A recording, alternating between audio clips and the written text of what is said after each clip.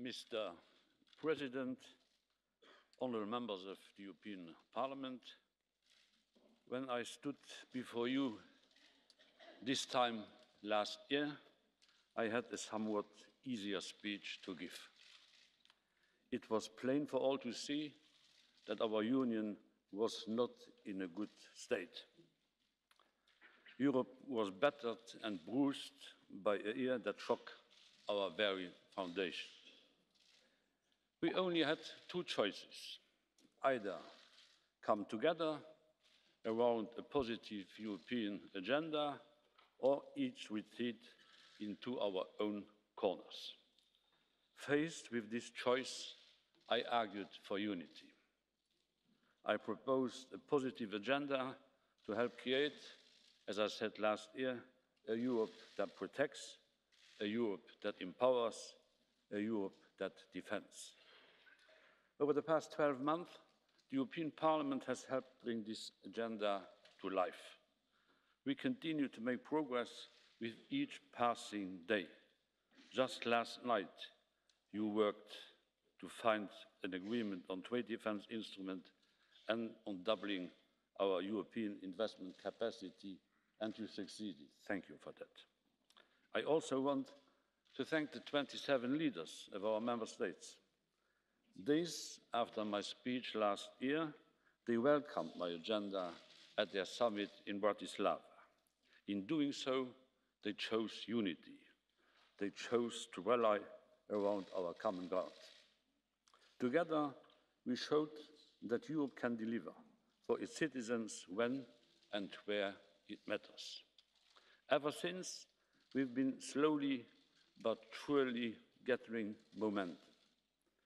It helped that the economic outlook swung in our favour. We are now in the fifth year of an economic recovery that really reaches every single member state.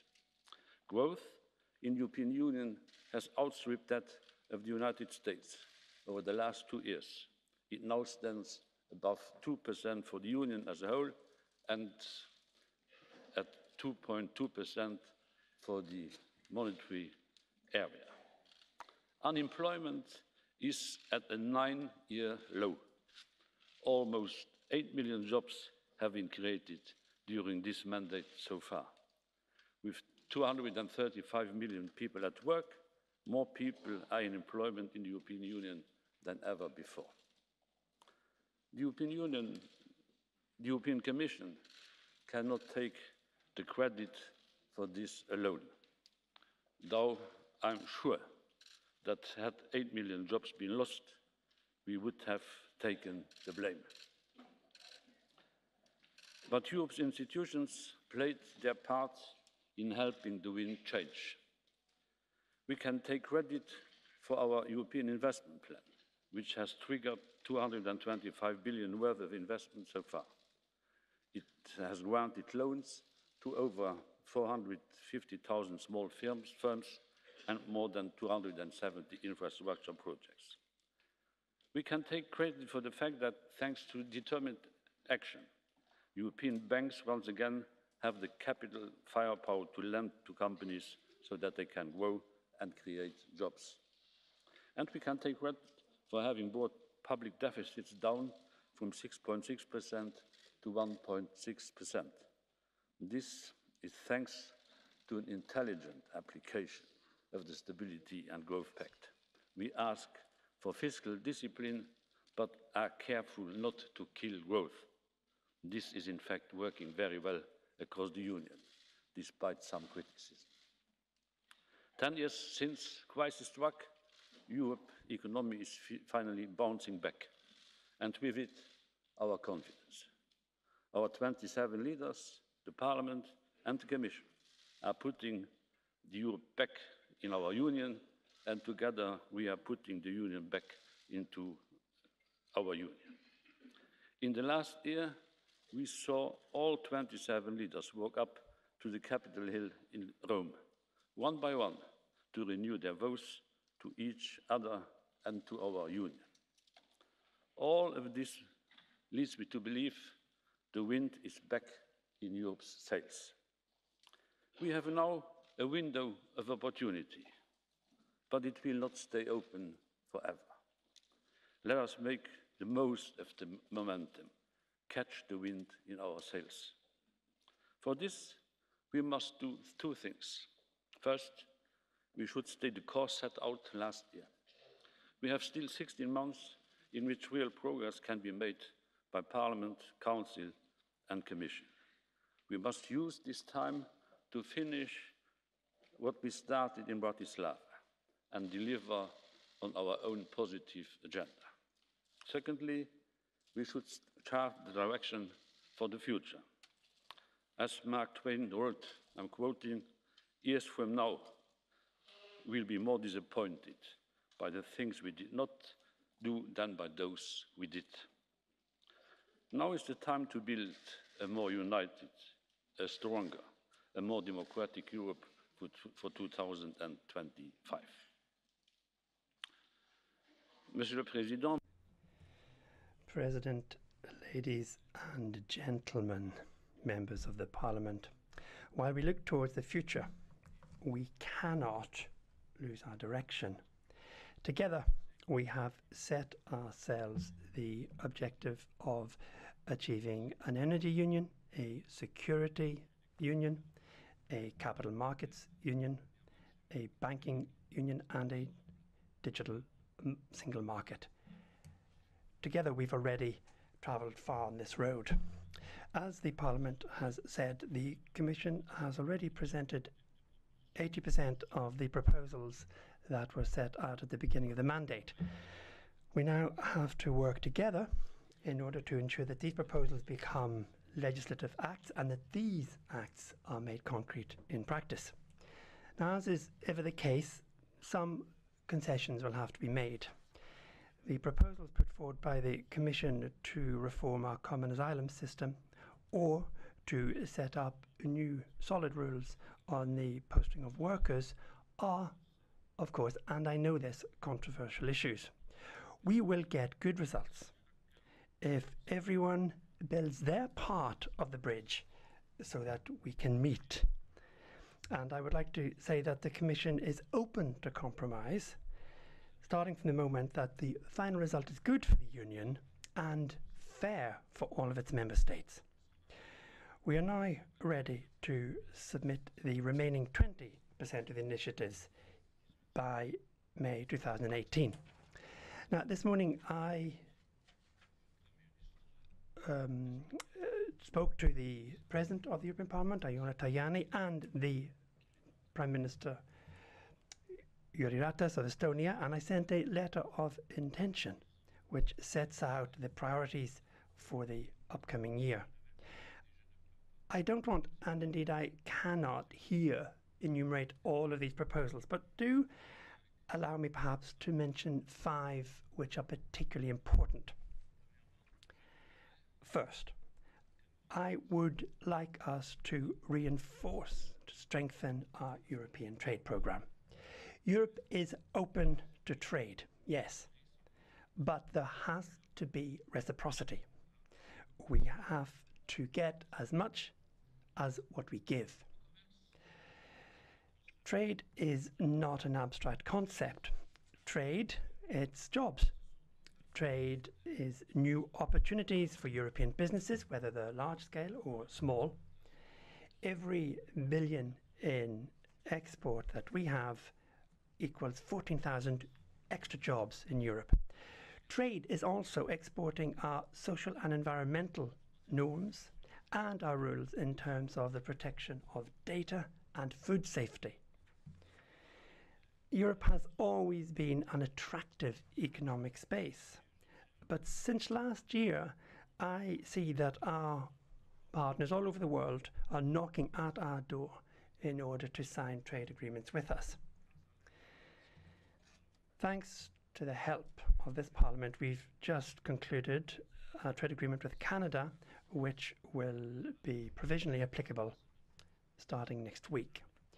We found a political agreement with Japan on a new future economic partnership, and by the end of this year we have a very good chance to achieve the same with Mexico, and the countries of South America.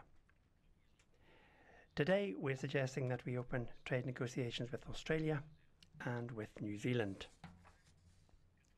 I would like all of these agreements to be finalised by the end of our mandate, and I am absolutely committed to them being negotiated in the greatest transparency. This opening to exchanges has to go hand in hand with increased transparency for our decision-making processes. The European Parliament will have the last word on all of these trade agreements. Therefore, its members, just like national and regional parliaments, have to be kept absolutely up to speed and informed starting from the very first day of negotiation, and the Commission will oversee this. From now on, the Commission will publish all of the draft negotiation mandates, which it will present to the Council. The citizen has the right to know what the Commission is putting forward. We have finished with the lack of transparency. We're going to finish with rumours and ideas of intention that the complaints that the Commission very often is being the subject of.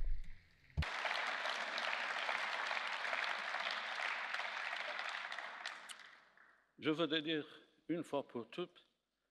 I'd like to say once and for all that we are not naive supporters of free exchange.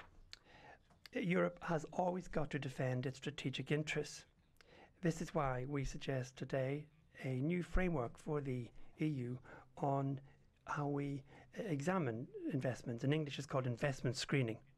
If a public business, a foreign public business, wants to buy a strategic European port, part of our energy infrastructure, or one of our businesses in, for example, defense technology, that can only happen in full transparency via a deep examination and debate.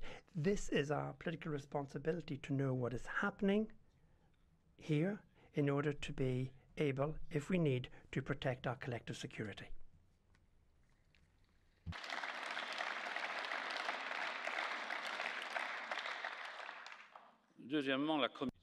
Secondly, the Commission wants to make our industry stronger and more competitive. This is particularly true for our industrial base and the 32 million workers who make up its backbone. They make the first-class products, our cars, for example, which explains where we are ahead of others. I am proud of our car industry, but I am shocked when clients and consumers are intentionally tricked.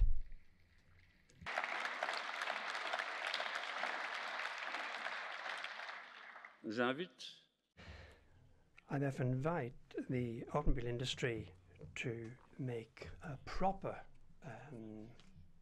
amends for that and to correct what they're doing, rather than trying to trick and to lead people into error. The car constructors ought to invest in clean cars, which are those of the future. Ladies and gentlemen, we are going to present today a new industrial strategy for Europe, which will allow our industry to remain and become the very first in the area of innovation, digitalization and decarbonisation. Thirdly, I want Europe to be in the vanguard of the fight against climate change. Last year, we set global climate norms with the ratification of the Paris Agreement, indeed in this very assembly. Confronted by the reduction of the ambitions which the United States has shown, Europe is going to work to ensure that the planet remains great and it remains the indivisible homeland of all humanity. The Commission will shortly present a proposal to reduce carbon in the transport sector. Fourthly, I want us to protect better Europeans in the digital area. During the past 3 years, we have made progress in the securitization of the internet. There have been new rules put forward by the Commission which will protect our intellectual property, our cultural diversity, and our private personal data. We have strengthened the struggle against terrorist propaganda and online radicalization. But Europe remains poorly equipped, confronted by cyber attacks. Cyber attacks are sometimes more dangerous for the stability of democracy and economies than guns and tanks. Only last year, we have noted more than 4,000 attacks by cyberware, and 80% of European enterprises have known at least one incident linked to cyber safety. These cyber attacks do not know borders, and they spare nobody. This is why the Commission is proposing today new tools, and particularly a European Cybersecurity Agency to better defend us against these attacks. And fifth, migration remains on our radar. Even if the questions around migration have often created debate and polemic, we have managed to make real progress on numerous fronts. Today we protect the external frontiers in a more efficient manner. More than 1,700 officers of the new border guards and the coast guards work with 100,000 national border guards in all the member states and work in Greece and Italy, Bulgaria and Spain. We have common borders with the states who are not in the very front line of the geographic situation. They must not be left alone for their protection. We have to have common frontiers and common protection. We have managed to slow down the flows of irregular migrants, which is the source of great worry in many countries. We have reduced the number of irregular arrivals by 97% in the Eastern Mediterranean, thanks to the agreement that we drew up with Turkey. And this summer, we managed to better control the Central Mediterranean routes. The arrivals have gone down by 81% in August compared to the same month last year. In this way, we have considerably reduced the number of human lives lost in the Mediterranean. I can't talk about migration without making a heartfelt homage to Italy for its perseverance and its generosity.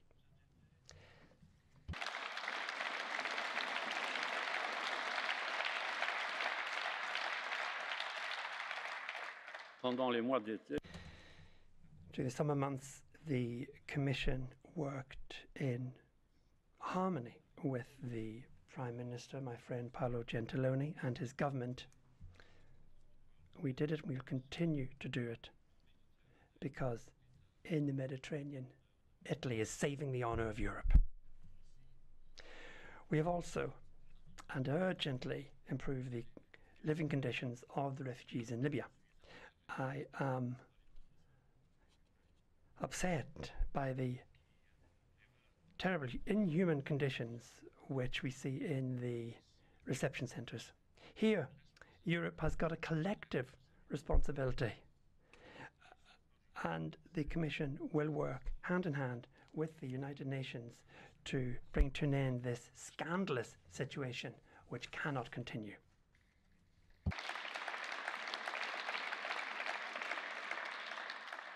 Even if it saddens me that not all of our member states show the same degree of solidarity, Europe as a whole has continued to show solidarity. Only last year, our member states gave asylum to over 720,000 refugees, or have foreseen how they would be replaced. This is 3 times more than Australia, Canada and the United States together. Europe, contrary to what is often said, is not a fortress and must never become one. Europe is and will remain the continent of solidarity, where people have to be able to find asylum if people are being pursued for unacceptable reasons.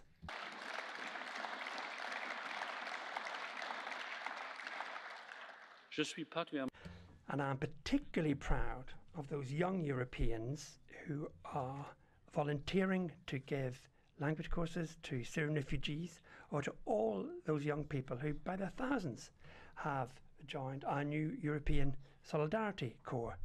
These young people give both life and colour to European solidarity.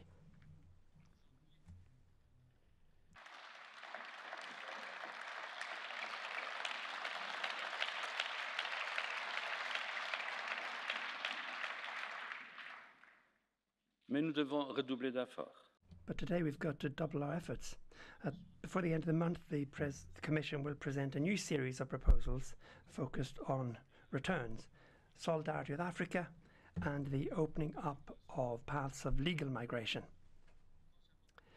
In particular, when it comes to the issue of returns, I want to repeat this. Those who have no right to stay in Europe have got to go back to their country of origin. Only 36% of migrants in irregular situation are sent back. It is obvious that we have to considerably strengthen our activities in this area. This is the only way that Europe will be able to show proof of solidarity with regard to the refugees who really need protection.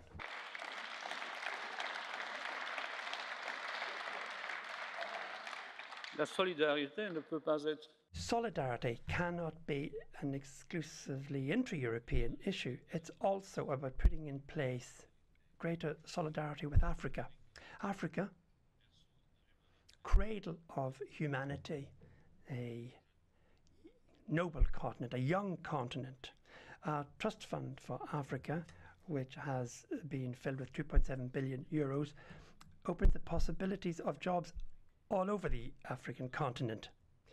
But while the budget of the EU is carrying the weight of the financing, the contribution of all of our member states is only at 150 million euros. So the trust is now getting to its limits. We have to know the risks of there being a lack of financing. In 2015, many migrants wanted to get to Europe when and because the food funds of the UN ran out. I therefore want to invite the member states to join action to words and to ensure that the Trust Fund for Africa does not suffer the same fate, because the risk is great.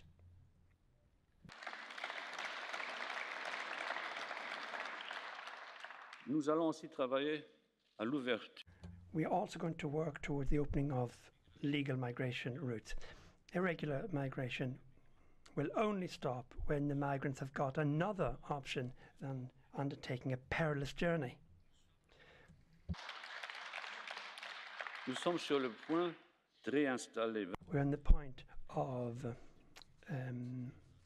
setting up 22,000 refugees coming from Turkey, Jordan and Lebanon, and I am actually supporting also the High Commissioner of the Nations for the reinstallation of 40,000 other refugees from Libya and neighbouring countries. For the rest, Europe is a continent which is getting older, and this is another reason for having a legal migration system, which is an absolute necessity. This is why the Commission has put forward proposals to facilitate access for migrants to the European Blue Card, and I want to thank the support of the Parliament for this proposal. Mr. President, ladies and gentlemen, honourable members, I have just listed a small number of initiatives that we want to complete by the end of next year. And we have to do that. But even that is not enough if we're to win the hearts and minds of the people of Europe. The time has come to set the course for the future. In March, the Commission published its white paper on the future of Europe with 5 different scenarios, setting out how Europe might look in 2025.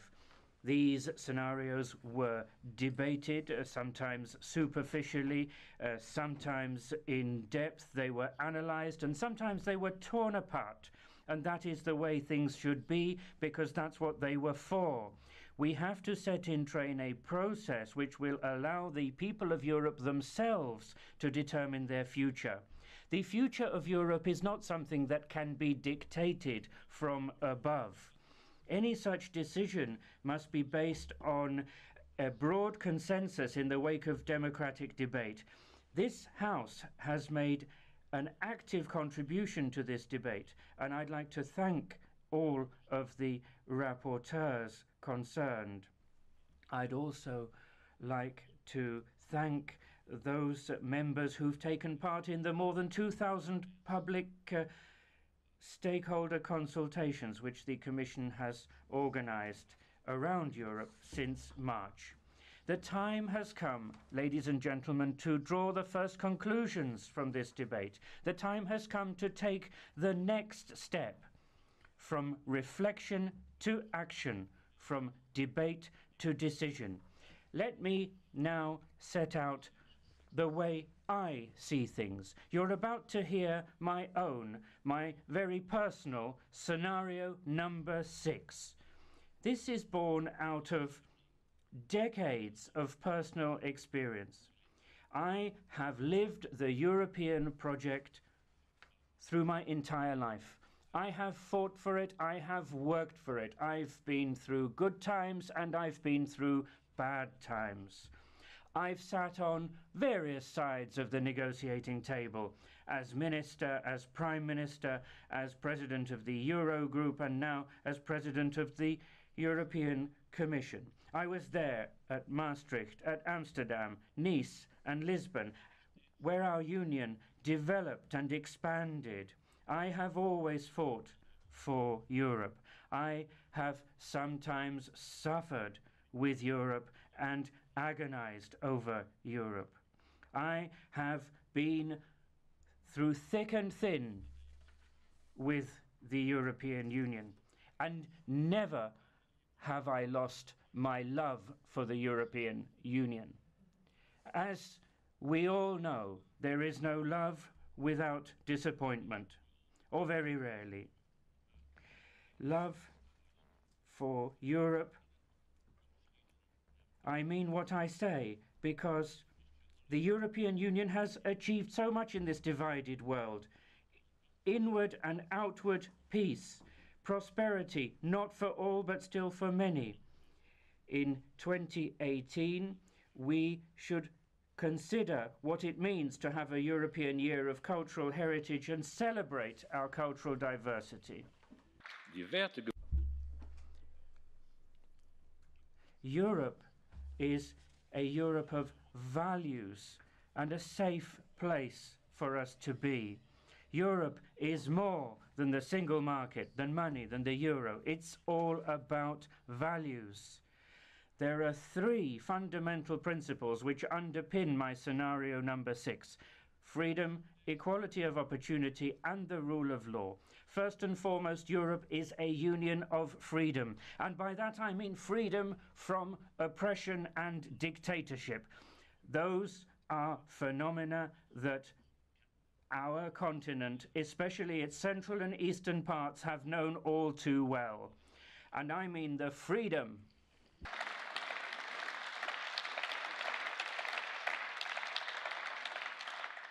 Eine Freiheit. And I mean the freedom to speak our minds, whether as citizens or as journalists. This is not to be taken for granted, and yet it is these values of freedom upon which our union is built. Freedom is not something handed down to us. We have to fight for it in Europe and in the world. Europe must be a union of equality and equality of opportunity. That means equality between its members, be they big, be they small, be they in the east, the west, the north, or the south. Europe stretches from Vigo to Varna, from Spain to Bulgaria. Europa muss mit Europe needs to breathe with both its lungs, the eastern lung and the western lung. Otherwise, our continent will suffocate. In a union of equality, there cannot be second-class citizens. It is unacceptable that in 2017, children are dying in Europe from diseases which should have been eradicated long ago.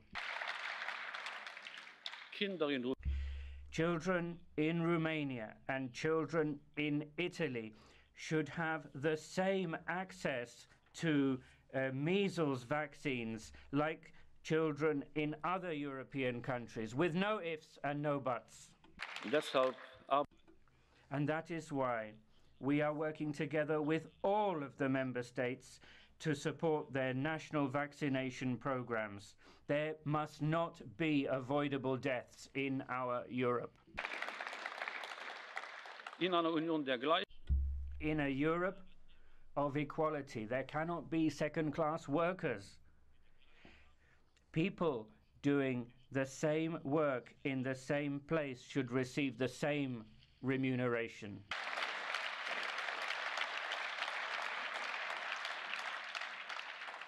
diesem Ziel That is what is behind the Commission's proposals on the posting of workers. We need to make sure that all EU rules on worker mobility are implemented fairly, simply and effectively. And for that, we need a new European Supervisory and Implementation Authority. It is absurd for us to have a banking supervisory authority making sure that banking standards are respected when we don't have a common labour market authority which makes sure that the single market is built on fairness. wir werden diese We are going to set up such an authority. In a union of equality, there can be no second-class consumers. I, for one, cannot accept that people, especially in Central and Eastern Europe, are buying poorer quality products which have the same packaging and the same label as those sold in other countries. A Slovak deserves to have as much fish in fish fingers as anyone else. A Hungarian should have as much meat in meat dishes as anyone else, and Czechs should have as much cocoa in their chocolate as anyone else. These practices are already forbidden by EU law, and we have to make sure that that EU law is enforced, and we need to ensure the national authorities have the wherewithal to root out these practices. In Europe, law has muscle. It's not muscle that lays down the law. And that means that in Europe, the law is safeguarded by an independent judiciary. Being part of a union which is built on the rule of law means respecting court judgments.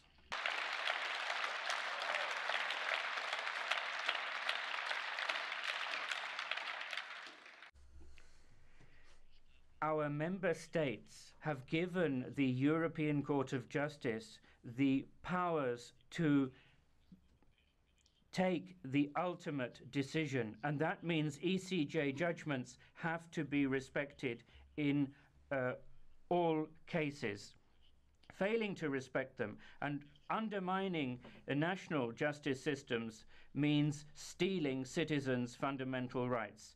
In the European Union, the rule of law is not optional. It's a duty. Our union is not a state, but it's still governed by the rule of law.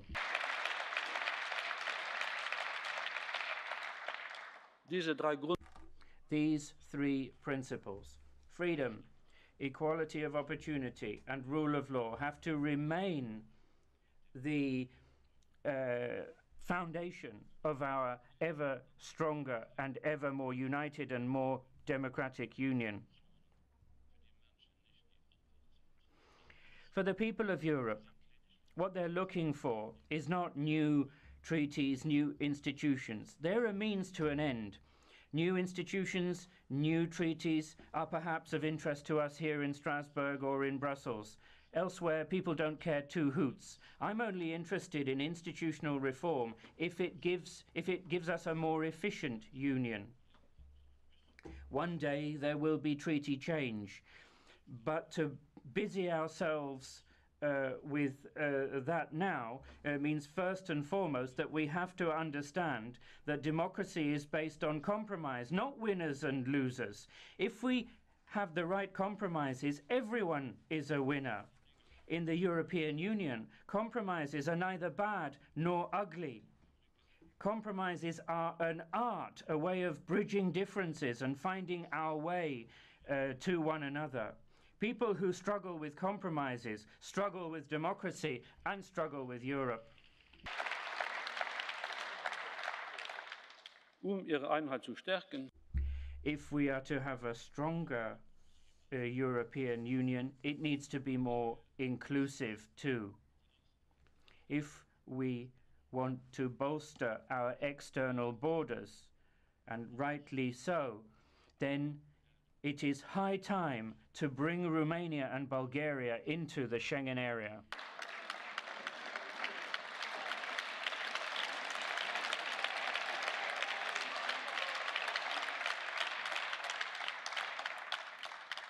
im Übrigen And incidentally, Croatia too deserves full membership of the Schengen area as soon as all of the criteria are met.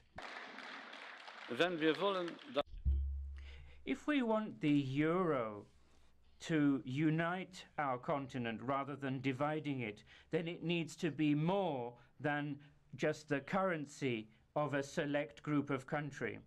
The euro is destined to be the common currency of the entire European Union. All but 2 member states are duty-bound to join the euro area as soon as they've met the conditions. For that to be possible, these member states need the support of a euro accession instrument, which I propose here today, which will offer pre-accession assistance in technical and financial form. If we want the continent's banks to operate by the same rules and under the same supervision, then we should encourage all member states to accede to the banking union.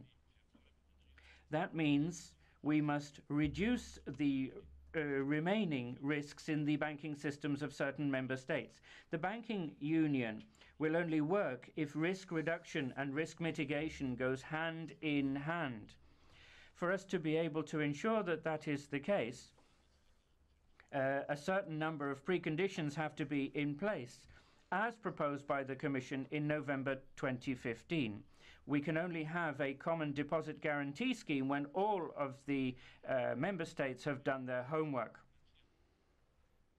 If we want to see an end to social fragmentation and social dumping in Europe, the member states, as soon as possible, and at the latest by the Gothenburg summit in November, should agree on the European Pillar of Social Rights.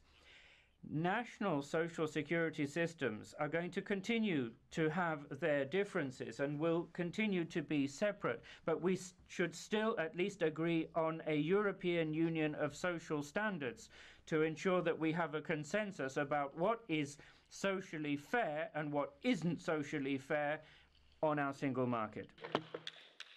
Ich bleibe davon überzeugt, damit Europa gelingt, a successful Europe must not give workers the cold shoulder. Ladies and gentlemen, if we want to have greater stability in our neighborhood, then we need to offer a credible enlargement prospect to the countries of the Western Balkans.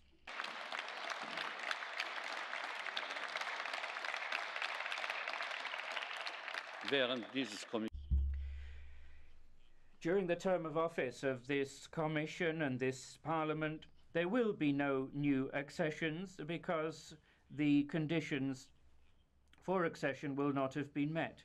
However, in future, the European Union will have more than 27 member states. In the case of all accession countries, the rule of law, justice and fundamental values have top priority in the negotiations. And that rules out EU membership for Turkey in the foreseeable future.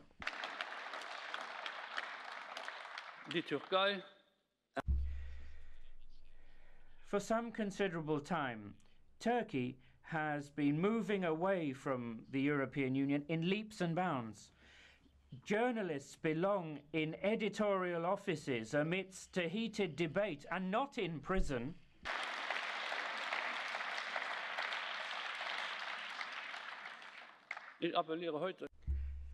I appeal today to the powers that be in Turkey. Let our journalists go, and not just our journalists. Stop calling our member states and our heads of state and government fascists and Nazis.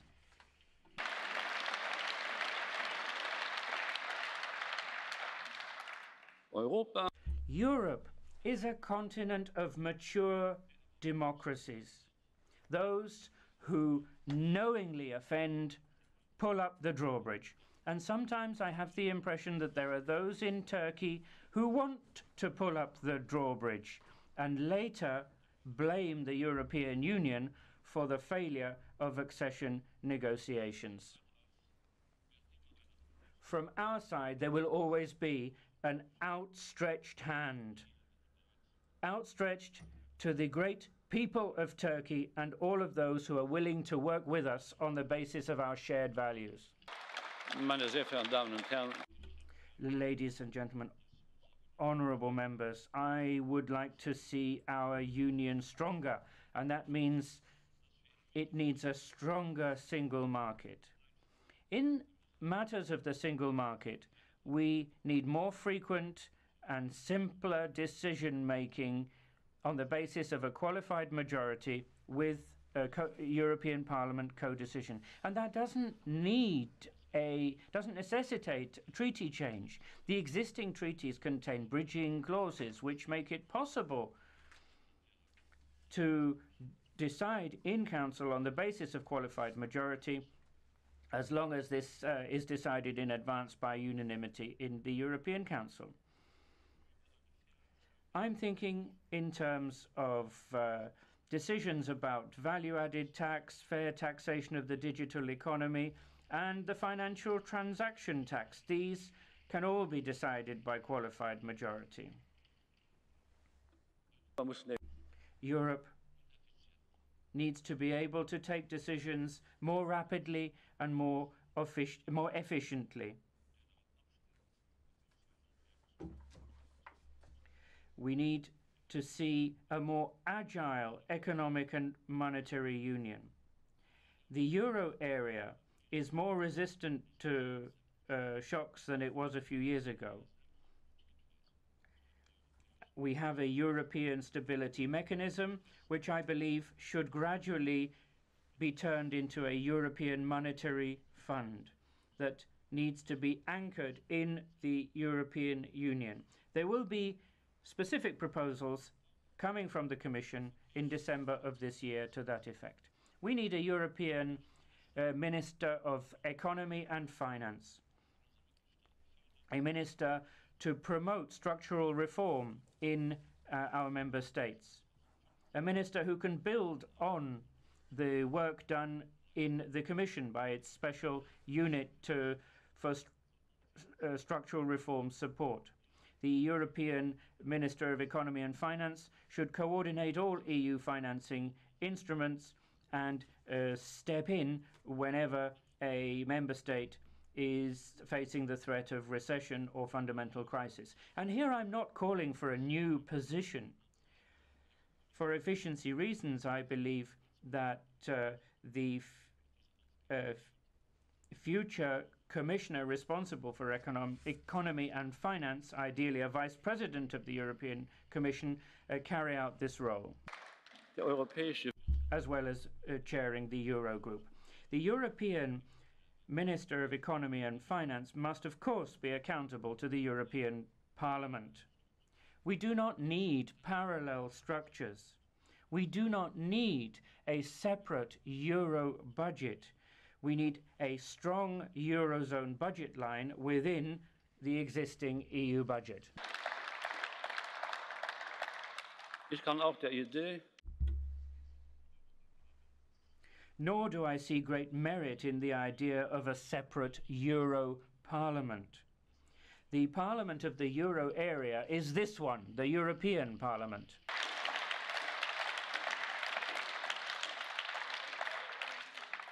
The European Union also needs to be stronger in how it fights terrorism. In the last 3 years, a great deal has already been done, but we're still not reacting quickly enough in the case of cross-border terror threats. I therefore plead for the setting up of a European investigating body that would make sure that data on terrorists and foreign fighters are automatically exchanged between our intelligence and police services. Aus meiner Sicht I also believe that there is reason enough for the newly set up European Public Prosecutor to be responsible for the prosecution of cross-border terrorist crimes. The European Union should also have more influence on the world stage, but it needs to be able to take its foreign policy decisions more swiftly. I think the time has come to take foreign policy decisions in certain cases by qualified majority, and that is allowed under the existing treaties as long as there is a unanimous decision by the European Council. And there is reason to do that. It would make our work more efficient. In the field of defense, more efforts are required. The setting up of a European Defence Fund is on our agenda. Permanent structured cooperation in the defence field is well on the way. By 2025, we will need a functioning European Defence Union. We need it, and NATO would like us to have it.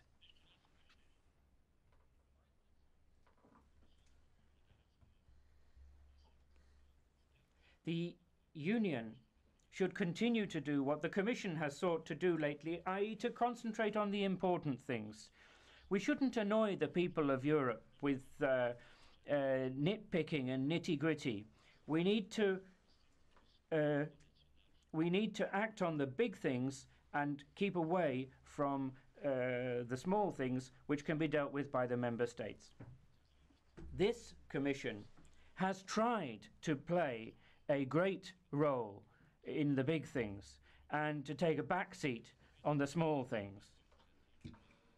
Each year it's put forward fewer than 25 new initiatives. Remember, the previous Commission was putting out more than 100.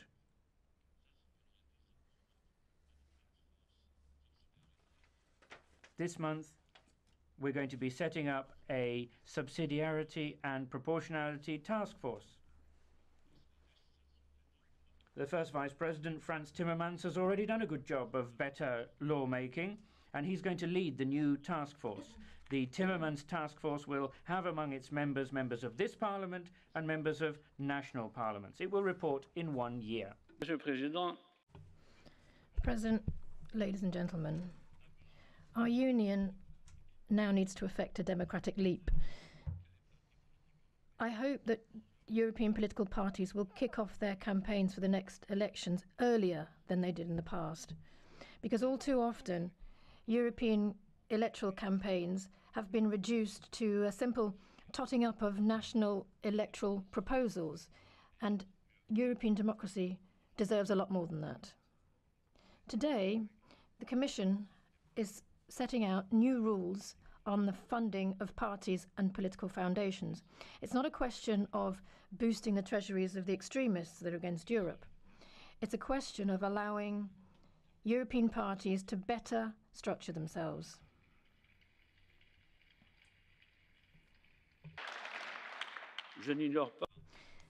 I'm well aware that the idea is contested by a number of people, but I have to say that I have quite a lot of sympathy for the idea of having transnational lists for European elections.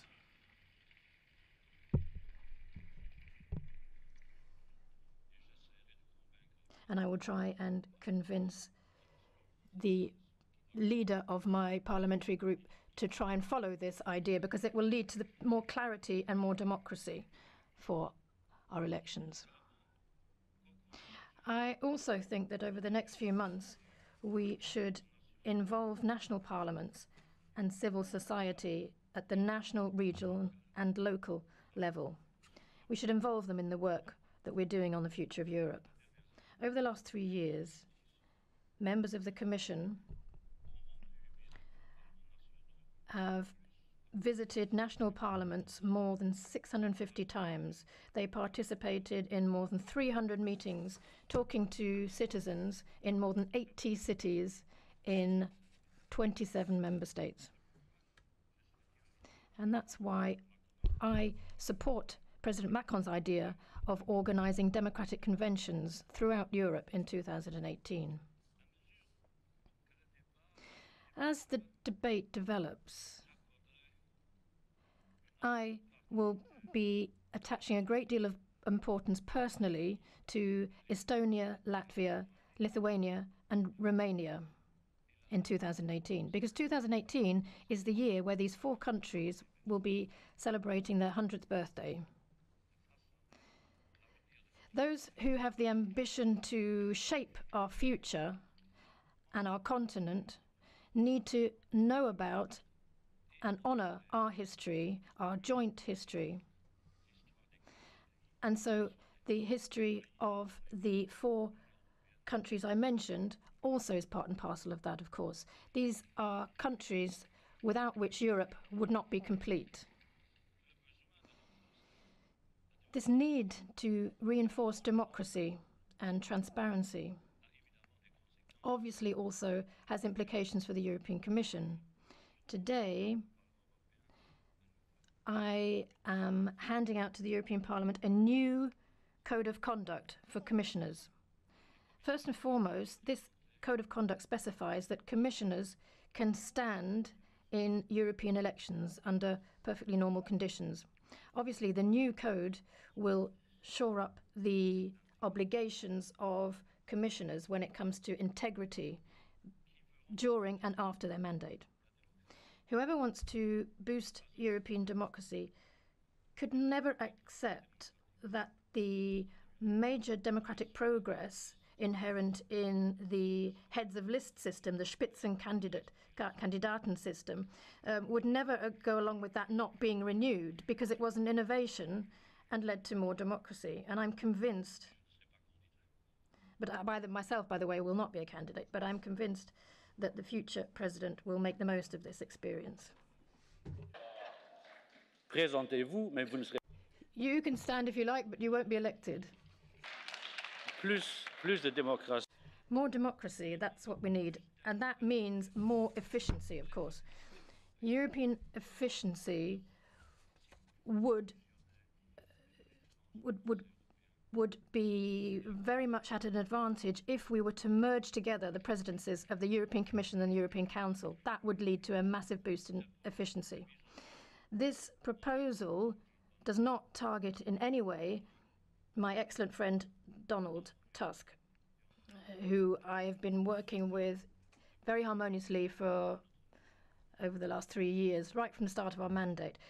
It is not, this proposal is not aimed at myself and it's not aimed at Donald, but all it does is ensure that the European landscape would be clearer and more understandable if the European ship was steered by one and the same captain at the helm. So if we just had a single president, it would better reflect the true nature of our European Union, which is a union of states and a union of citizens.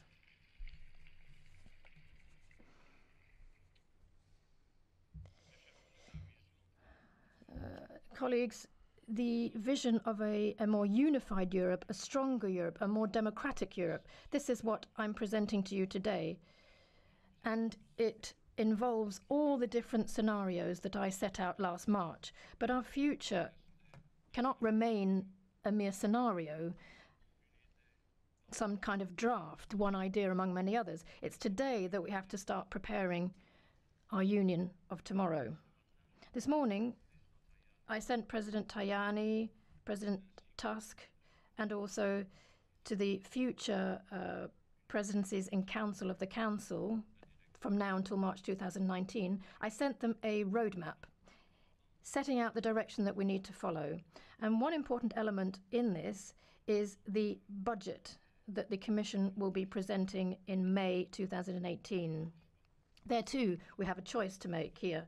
Either we ensure that the European Union's ambitions are given a budget commensurate to those ambitions, and that is something that I'm very much in favour of. We shouldn't be making any cuts.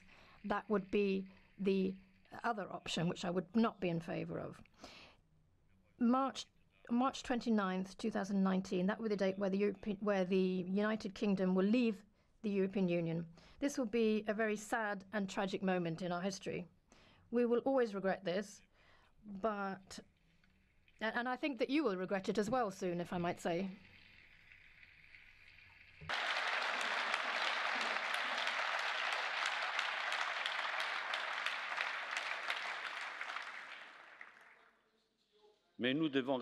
Nonetheless, we have to respect the will of the British people. But we are going to make progress. We will keep moving. We will move on, because Brexit isn't everything. It's not the future of Europe. It's not the be-all and end-all.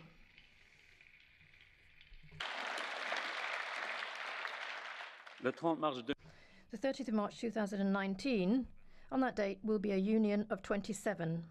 And I suggest that we prepare very well for that date. The European Parliament elections will have taken place just a few weeks later, in May 2019. That date will be a very important meeting with European democracy. We need to ensure that European citizens go to the ballot box having a very clear vision of the way in which the European Union will develop in the years to come.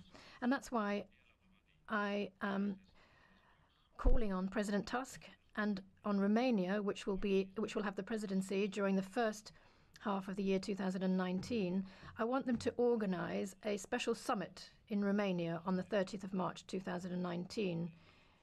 And I would like that summit to be held in the magnificent ancient city of Sibiu, which I also know under the name of Hermannstadt. That would be the right moment to take very important decisions, essential decisions in fact, to shape Europe, a more united Europe, a stronger and more democratic Europe. My hope is that on the 30th of March 2019, Europeans will wake up in a union where they know that we're defending their values, where all member states vigorously respect the rule of law, where being a full member of the Eurozone, the banking union and the Schengen area have become a standard for every member state of the European Union.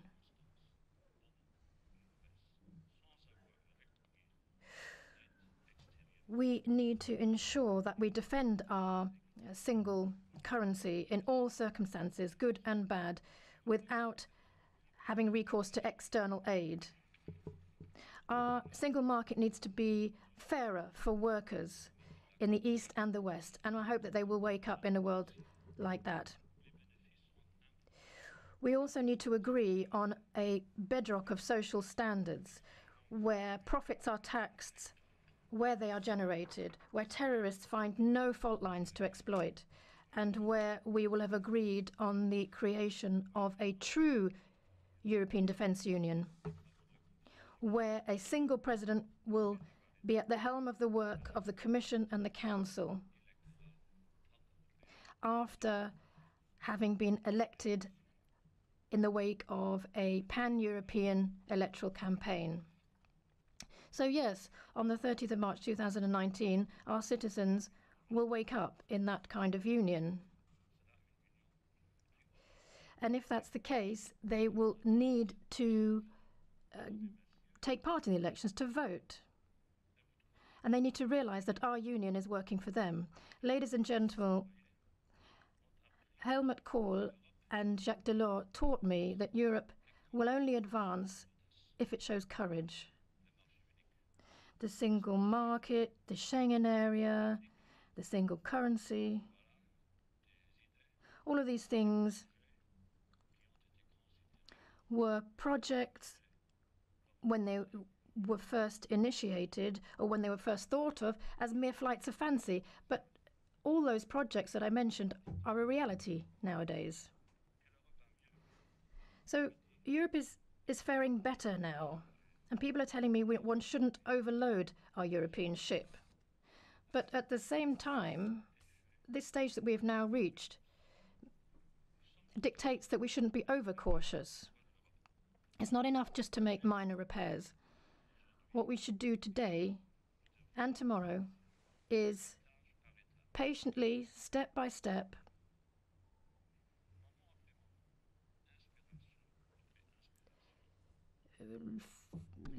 from one inspiration to the next, moving onwards, and complete not just the roof of our European house, but proceed in building and completing all of the floors of that house. We need to finish the job as a whole. Now that the sun is shining, this is when we need to do it. Because when the next storm brews, and it certainly will, it will be too late. So let's raise anchor, let's get going, let's set sail, let's get going, and let's catch the wind in our sails. Thank you very much.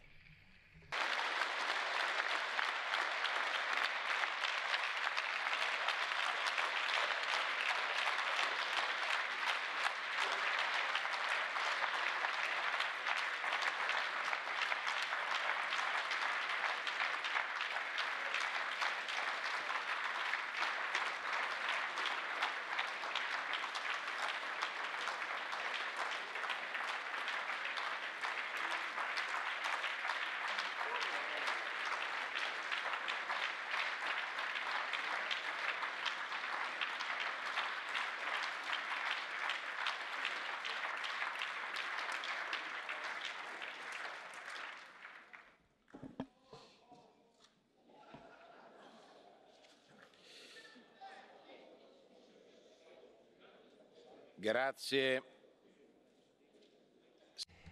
Thank you, President of the Commission.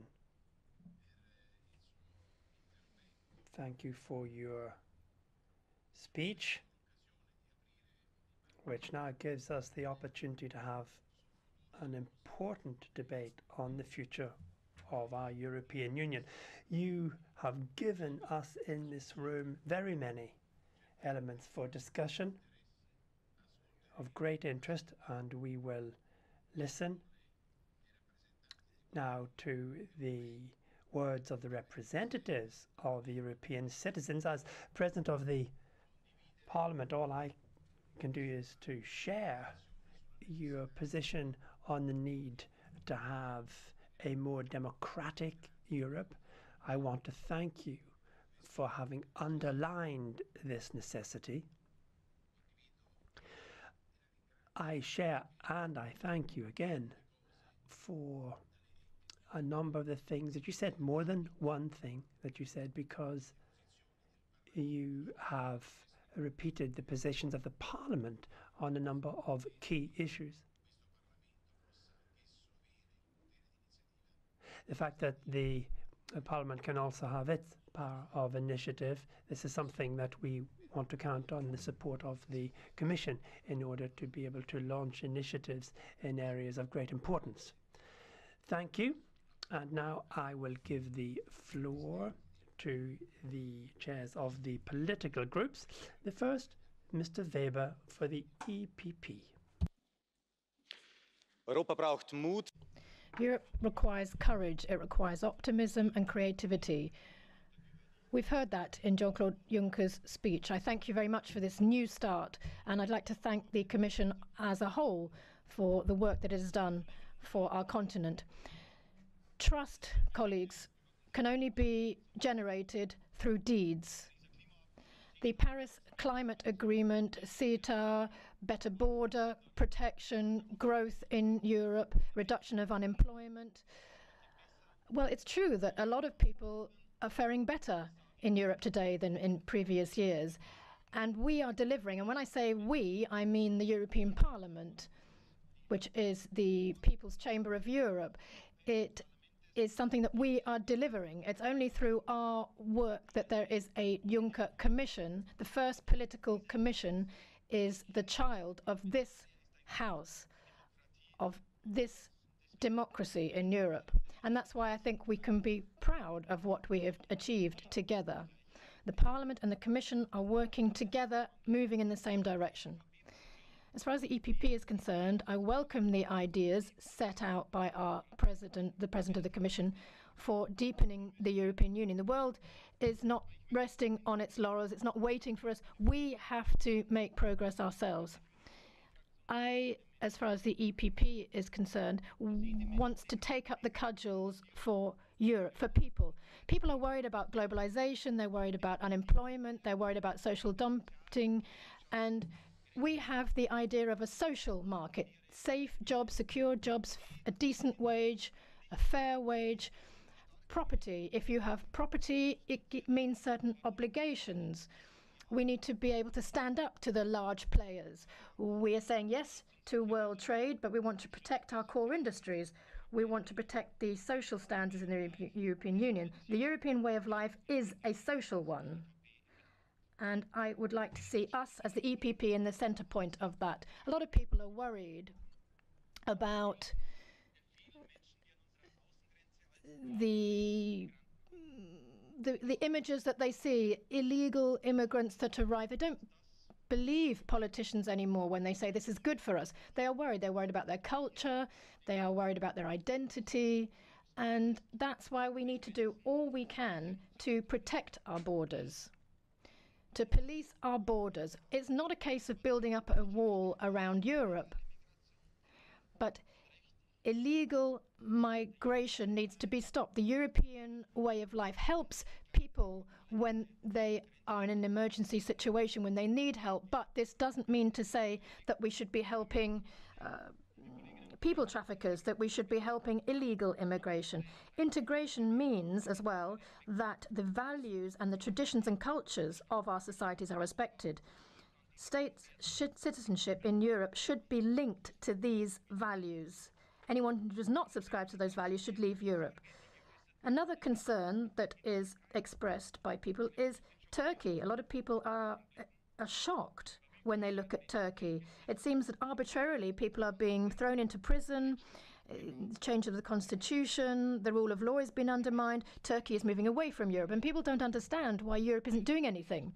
We are a European Parliament, and we've made it clear that we should suspend accession talks because we want to send out a signal that we cannot continue along these lines in these circumstances.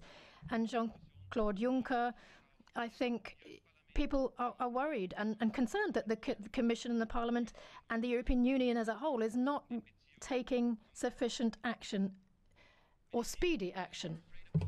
In Barcelona, Turku this summer. Many say that Islam is a danger. During the attack on Charlie Hebdo in Paris 2 years ago, a French policeman was executed by the terrorists. His name was Ahmed Merabet. He was a Muslim who gave his life to defend the freedom of journalists. Dear friend, it's not a conflict between Christians and Muslims. It's a conflict between humanity and barbarism, between values and terrorism, between our European way of life and the madness of the terrorists.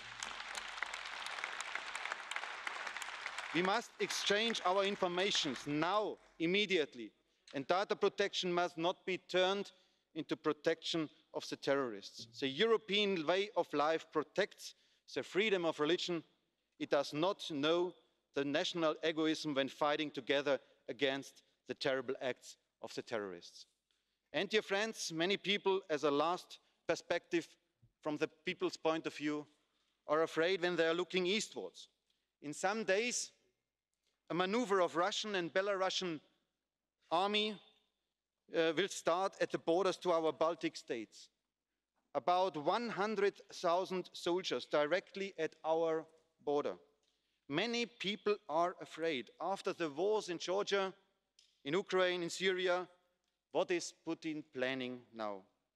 Dear friends, the European way is to defend ourselves.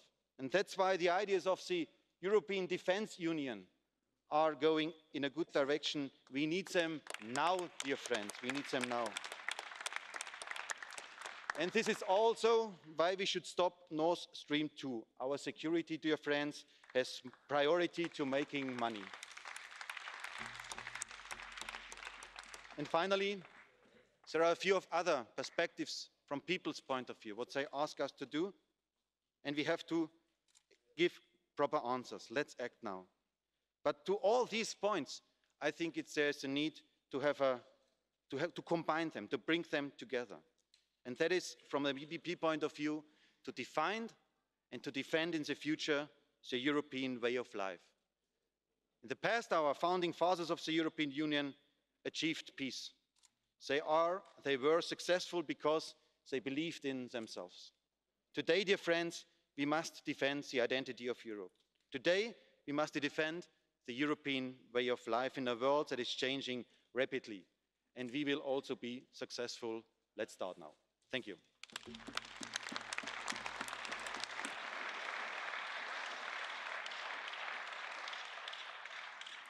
And now, in the name of the S&D Group, Mr. Pitella. Thank you, President Juncker. It's true, there is a wind of hope, a new wind of hope blowing over Europe, and citizens are beginning to have the idea that without Europe, they'll be more on their own and less defended. But we don't need to be idealistic about this. We've done well, but we have only got one bullet in the gun and we can't shoot it wrong. It is important that we ensure that a lot of the ideas for Europe are coming from our group, the socialist groups. We say that we have to transform the proposals into results. And as you said, let's be courageous with this. Let's strike all the multinationals who have defrauded the tax systems, meaning that they've actually used their benefits that should be going to the benefits of the European citizen. This has gone to the exploitation of young people. Young people, even those with masters, end up earning 550 euros a month. This is a scandal. This is a scandal we have to oppose. We have to, as the European Commissioner, Mr. Timmermans, is doing, we have to look at the issue of freedom, equality, the rule of law, democracy. You said that these are the pillars of the scenario that you've painted. I would say these are the foundation, this is the very DNA of the European ideal. We have reinforced our decisional process. We ought to have a European Minister of Budgets. But this isn't just to be a kind of obscure guardian of the treaties. It has got to be a democratic institution that actually gives fiscal transparency. I say this clearly. We do not want a minister which actually becomes a kind of policeman. We want a minister which is actually focused on growth and work.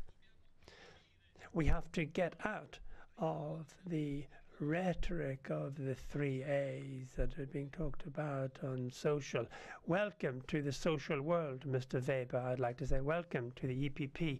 I look forward to you pushing behind us as we have been pushing on these dossiers over the years in the areas of the competency of the Commission. We have to have a child guarantee for young men and women.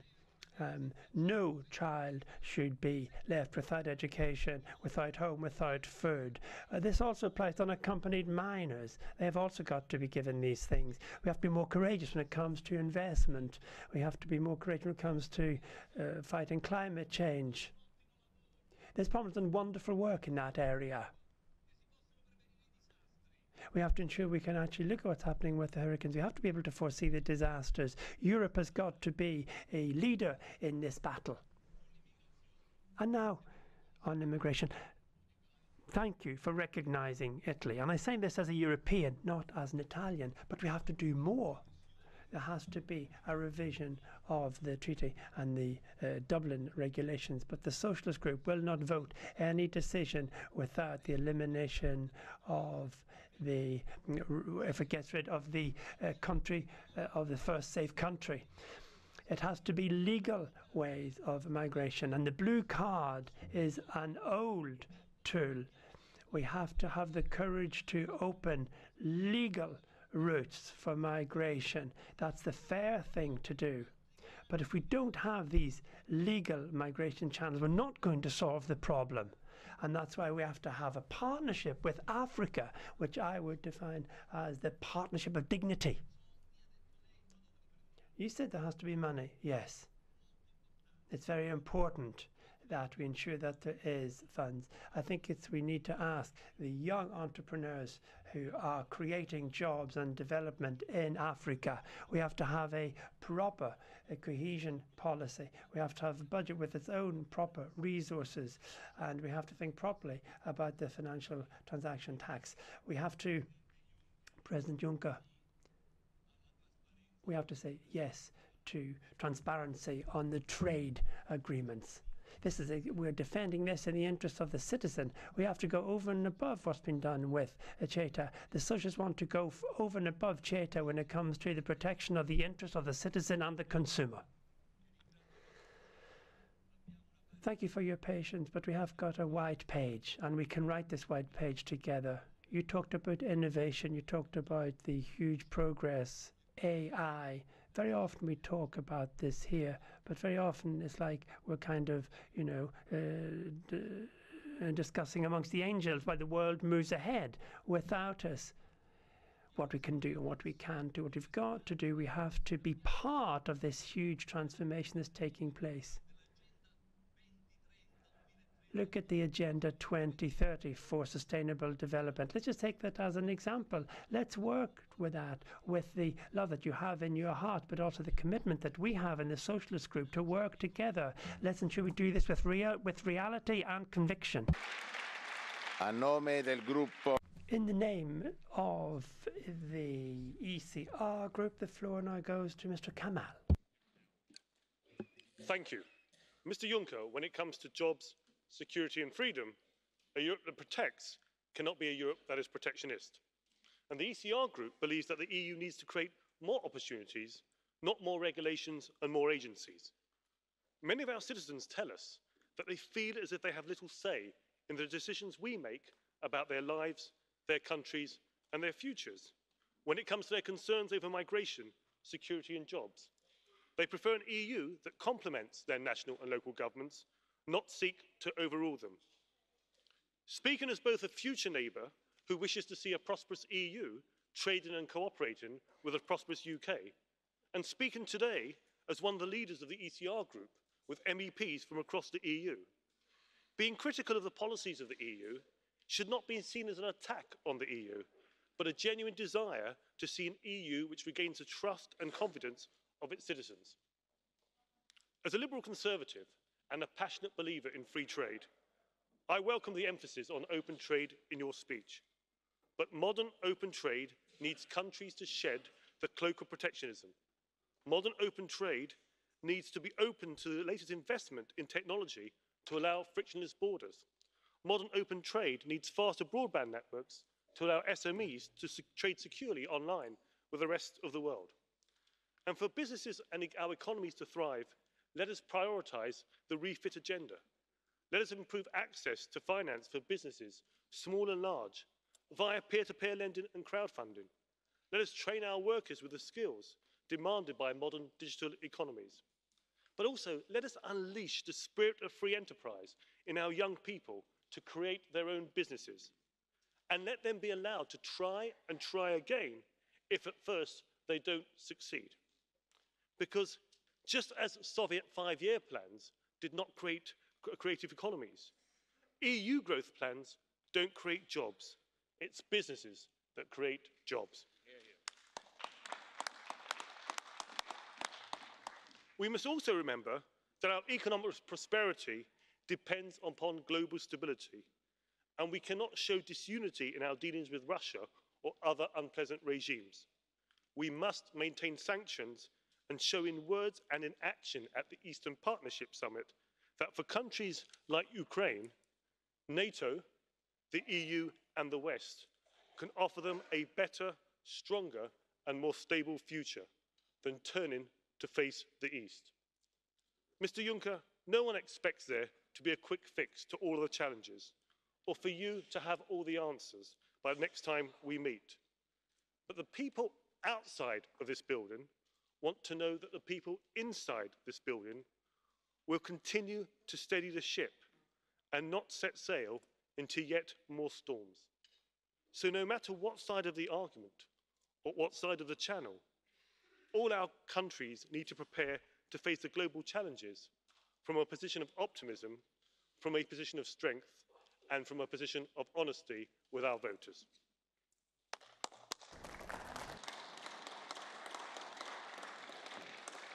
A nome del gruppo dell'Alleanza. And now, for the ALDE group, the floor to Mr. Verhofstadt. Chair President, first of all, Jean-Claude, what a difference with last year. I liked your speech, your State of the Union. I think it was full of vision, ambition for 2019, and quite a difference with last year. But let's be honest, between us, a lot has changed, in fact, in the meanwhile, in the Union last year. In August, for example, 2016, it was Mr. Hofer who said that he wanted to take Austria out of the Euro and the Union. And 5 months later, after his defeat, he said exactly the opposite. He changed his mind and he said, no, we want to stay in the Euro and in the Union. And then in March of this year in the Netherlands, it was Mr. Wilders who promised a spring of populism, and what he created, he reaped the opposite. It were the pro-European parties who won the election. And in France, exactly the same. It was Emmanuel Macron who won the campaign with a pro-European program. And since then, even the Front National doesn't want to exit the Euro and the Union anymore. And even in Hungary, Viktor Orban is piping down. He accepts now the authority of the European Court of Justice. And he said, I think 2 days ago on a radio interview, that no way that ever Hungary would leave the Union. So I want to say, in fact, at the occasion of this State of the Union, Jean-Claude, to Mr. Hofer, to Mrs. Le Pen, to Viktor Orban, welcome to the side of reason. Even when we know, all of us, that is not that they have changed their mind, it's not by conviction that they've changed their mind, but by fear of losing votes that they have changed their mind now. And the only way, or the only one for the moment, who still doesn't get it, I think, is Mr. Farage.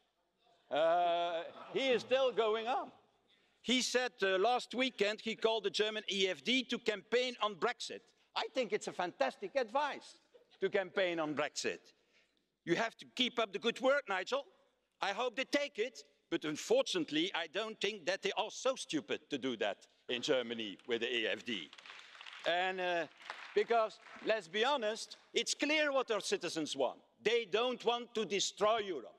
They want to reform Europe. But to destroy it, no bloody way. That is the message of our citizens. And colleagues, and that is what I like so much in the State of the Union this year by Jean-Claude Juncker, let's not make the mistake to think, okay, yeah, the war is over. We have won a few elections in a number of countries, and now the wind is blowing in the right direction. No, what the people want is not to continue with this Europe. They want a reformed European Union. 73% of our citizens want more European action on the side of migration. 75% want more European action against climate change. The same number want a European army. And at the same time, even more Europeans want European capacities and capabilities in the fight against terrorism. So it is true, Jean-Claude, that the last 3 years were not easy. It was mainly crisis management, but I completely agree with you that it is now the moment, now or never, I should say, like in the song, to build up that European Union that the people are asking for and that we together are already dreaming of for a number of years. And what does it mean? It means that we create a European asylum system so that we can finally get rid of this broken Dublin system, because there is the real origin of the problem. Dublin is not European. That's national egoism. That is Dublin. In fact, not Dublin as a city, naturally. So don't misunderstand me, because I'm going to have my Irish friends against me if I continue like that. A European border and coast guard and a system of legal, indeed, Gianni, migration, so that people no longer die on our shore, because every dead body that we find in the Mediterranean is a scandal for us, for Europe. Even one death in the Mediterranean. A European defense union, so that it are not the Americans and the Russians who are in fact deciding, Mrs. Mogherini, in our backyard, what is still the case today. A European FBI, why? Because terrorists don't know borders. That's the reality, so why we continue to do so? And then also a real government for the Eurozone, so that we can steer the European economy and that we can create what in fact we are missing, European champions. It are our competitions rules who are too narrow. In fact, it is the fact that we have no unified markets with single regulators who make that we have no European champions that can become world champions and compete on the world level. But there is one thing on which I have a little difference of point of view with you, and that is on the institutional problem. I'm always thinking that good institutions produce good policies, and that bad institutions create, in fact, stillstand, stagnation, and crisis. And there are a number of examples of that. And that's the reason why we in this Parliament, and I thank you for the support, really, because it's very helpful, that we want also to create transnationalist and a real European constituency. And why we want to do that? Because it's time to lift the democracy to a continental scale. Europe, dear colleagues, is more than the sum of 27 national democracies. We are more than that. We are, in fact, a democracy on a European scale, also to defend our values and our principles outside the Union, but also inside the Union. This European democracy is necessary, for example, to withstand alt-right governments like we see today, also inside, in Poland and in Hungary, would think, in fact, that Trump, with his white supremacy, is the example. Or Putin and Orban would jail opponents, is the example. Well, that will never be the example in whatever member state in the European Union. And for that reason, we have to create this European democracy with a transnational, in fact, responsibility. Because we need, as Emmanuel Macron has said it, near to the Acropolis, because we need to be the counterweight of all these developments and, yeah, autocratic leaders worldwide. A beacon of openness, a beacon of freedom, and a beacon of hope in the 21st century. Thank you, President, and thank you, Jean-Claude Juncker, for the State of the Union.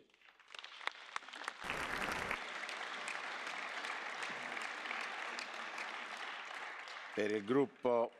Thank you. Now, for the GUI NGL, The floor now goes to Mr. Eric. Monsieur le Commissaire, Mr. President, President of the European Commission, you have painted a canvas which does not represent what the people of the European Union are living through. You cannot paint a canvas made up of statistics. I'm afraid the workers who see their jobs are under threat, the small farmers who see themselves being priced out of the market, the unemployed for whom nothing is being done, these people see a different picture. And however many billions you place upon the altar, what can we actually say we have achieved when people can't make ends meet? That's the crisis in the European Union, the crisis that's sweeping through the European Union, because we are not listening to the people. We don't have the necessary social and environmental idealism. The Antilles, Cuba, and bits of the United States have suffered from a terrible storm. We need to fight climate change. The trade deal with Canada flies in the face of what was agreed in Paris. Europe needs to see social progress, environmental progress in transport, energy, housing, urban renovation, and farming. We need to change the systems of production. That would create thousands of jobs in Europe, and it would allow new training and research opportunities. All of that is possible, not by setting up a European monetary fund, but by turning the Juncker Fund into a real social and environmental development fund, which through the ECB would write off the debts of the member states and kickstart new projects to protect the lives and ambitions of all Europeans. All that the Greek government wants is for training programs for unemployed Greek people to be funded from the Juncker plan. Europe needs to stop being focused on competition. A social Europe with a minimum wage, doing away with precarious work, going back to job security, proper pensions, eradicating poverty, sharing wealth fairly, justice for posted workers, equality between men and women, more rights for people to take decisions in their companies, tax harmonization, fighting tax fraud and tax havens. That's what we need to be doing. Enough of this nauseating discussion of the refugee crisis. Let's have a proper Europe of solidarity. Let's have a development pact with Africa, and let's root out violence and war from the Middle East. It is high time to listen to the people. Democracy is knocking at the door. It's time to listen and let it in.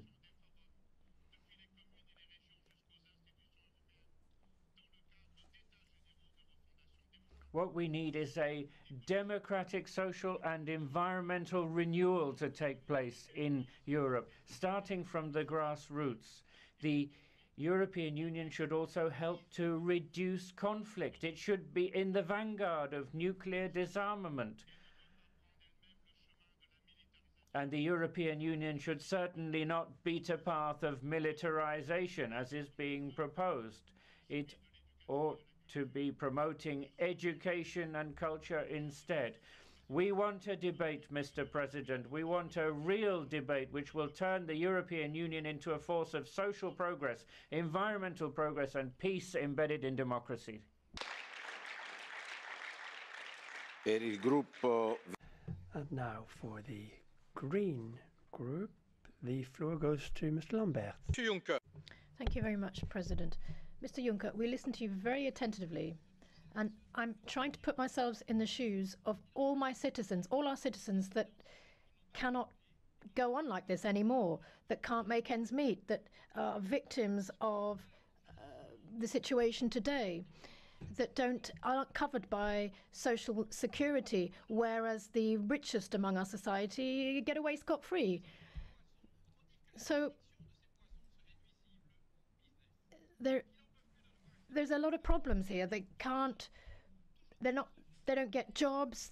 Often there's more flexibility that is set out, but it's actually more flexibility, more protection for the people that hold the capital here. And also the fight against terrorism. This is something that needs to be tackled much more. They can't go on as it stands. People are just suffering too much today. A lot of the time, citizens attribute to Europe this scourge that they can't tolerate anymore. We do have a lot of responsibility to bear, but a lot of the time the Commission too often doesn't do enough. Of course, we can congratulate ourselves and be very pleased that Le Pen and Wilder and the like don't carry sway anymore. But a lot of citizens aren't really seeing the benefit of that. Also, nationalistic ideas are also happening within your political family, Mr. Juncker. Look at Austria. So often this is called the Commission, the last chance Commission. But I think there's more to it than that. You need to ensure that European integration, you're trying to tell citizens that European integration is in their favour. Sometimes they don't understand that message. A lot of the things that you have said are music to our ears. The Eurozone proposals, this idea of transnational lists is something that we of course go along with. We've been pleading for that for decades now. But everything that you're suggesting here today is hopefully going to give us a jolt now. That's what we're hoping for. The other things that you could have said today, but citizens, you might be legitimately asking yourselves whether your democracy is actually working in your favour. Well, what we need to do is ensure that we reduce inequalities and ensure that our ecological pact is being adhered to. Our objective is to give everybody the possibility of a dignified life. How are we going to achieve that? Well, I am committed to ensuring that all legislation, all actions, all recommendations coming from my committee will be screened for these things, in reducing inequalities, making sure that the ecological balance is stuck to, this kind of thing. Our committee, my committee, will ensure that there is cooperation from the bottom upwards. We will ensure that we realign our trade policies. It's got to condition the access to our markets, respecting social standards, environmental standards, our healthcare standards that we have chosen. Also, we will freeze CETA, the application of CETA, and revise our recommendations for all the trade agreements in the offing at the moment. The internal market, that needs to be reworked. We are completely determined on this. We will be deleting glyphosate. We will be wanting to remove glyphosate and also endocrine disruptors. That is something that we are going to look at very carefully. Europe should be the tool with which we construct our European future. The only opportunity for Europeans finding their place in a world economy is to ensure that they are at the vanguard of developments that will help sustainability on our planet. So rather than defending the current order, our committee, my committee, will be supporting anything that goes in that direction towards that transition. We want a Europe in which nobody feels left in the cold. We need to assume our responsibilities. Also, vis-à-vis people that are banging on the door, asking for our help. We need a more democratic society. Democracy has been harmed when justice isn't adhered to, and when the universities and media are undermined. There needs to be very tight checks on this. Governments need to ensure that everybody is dealt with in the same way. It shouldn't be giving succor to the major players that contain all the capital in their hands. No, democracy is not something that is irreversible.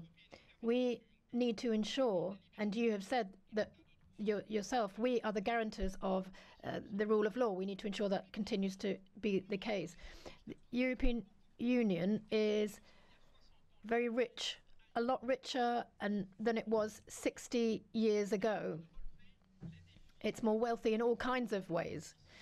But the only way in which we can take control of our future is to do this together. Mr. Juncker, by implementing this kind of agenda, I think you will have really grasped your final chance. I think you are somebody that will have put Europe back on track again, rather than being someone associated with other less favourable associations. And now for the EFDD, the floor goes to Mr. Farage. Mr. Juncker, that was the most open, honest and truly worrying speech I've heard in my long years in this place. The message is very clear. Brexit has happened, full steam ahead. So new plans. There's to be one powerful president for the whole of the European Union, a finance minister with fresh powers to, as you say yourself, intervene as and when he sees necessary, a stronger European army in a militarised European Union with a stronger and perhaps more aggressive foreign policy too, and more Europe in every single direction, and all of it to be done without the consent of the people.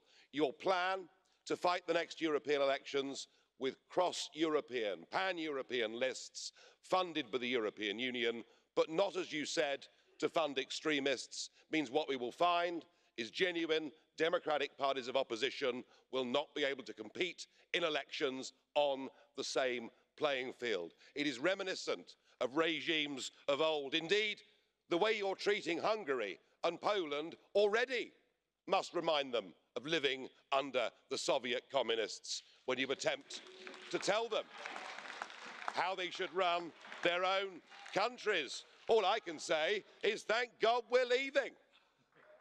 But you've learnt nothing from Brexit. If you'd given Cameron concessions, particularly on immigration, the Brexit vote, I have to admit, would never, ever have happened. And yet, the lesson you take is you're going to centralise, you're going to move on to this new, I think, very worrying, undemocratic union. And you're deluding yourself, Mr. Verhofstadt, if you think that the populist wave, as you define it, is over. If these plans of Mr. Juncker's come to fruition, far from the populist wave being over, I doubt it's even begun.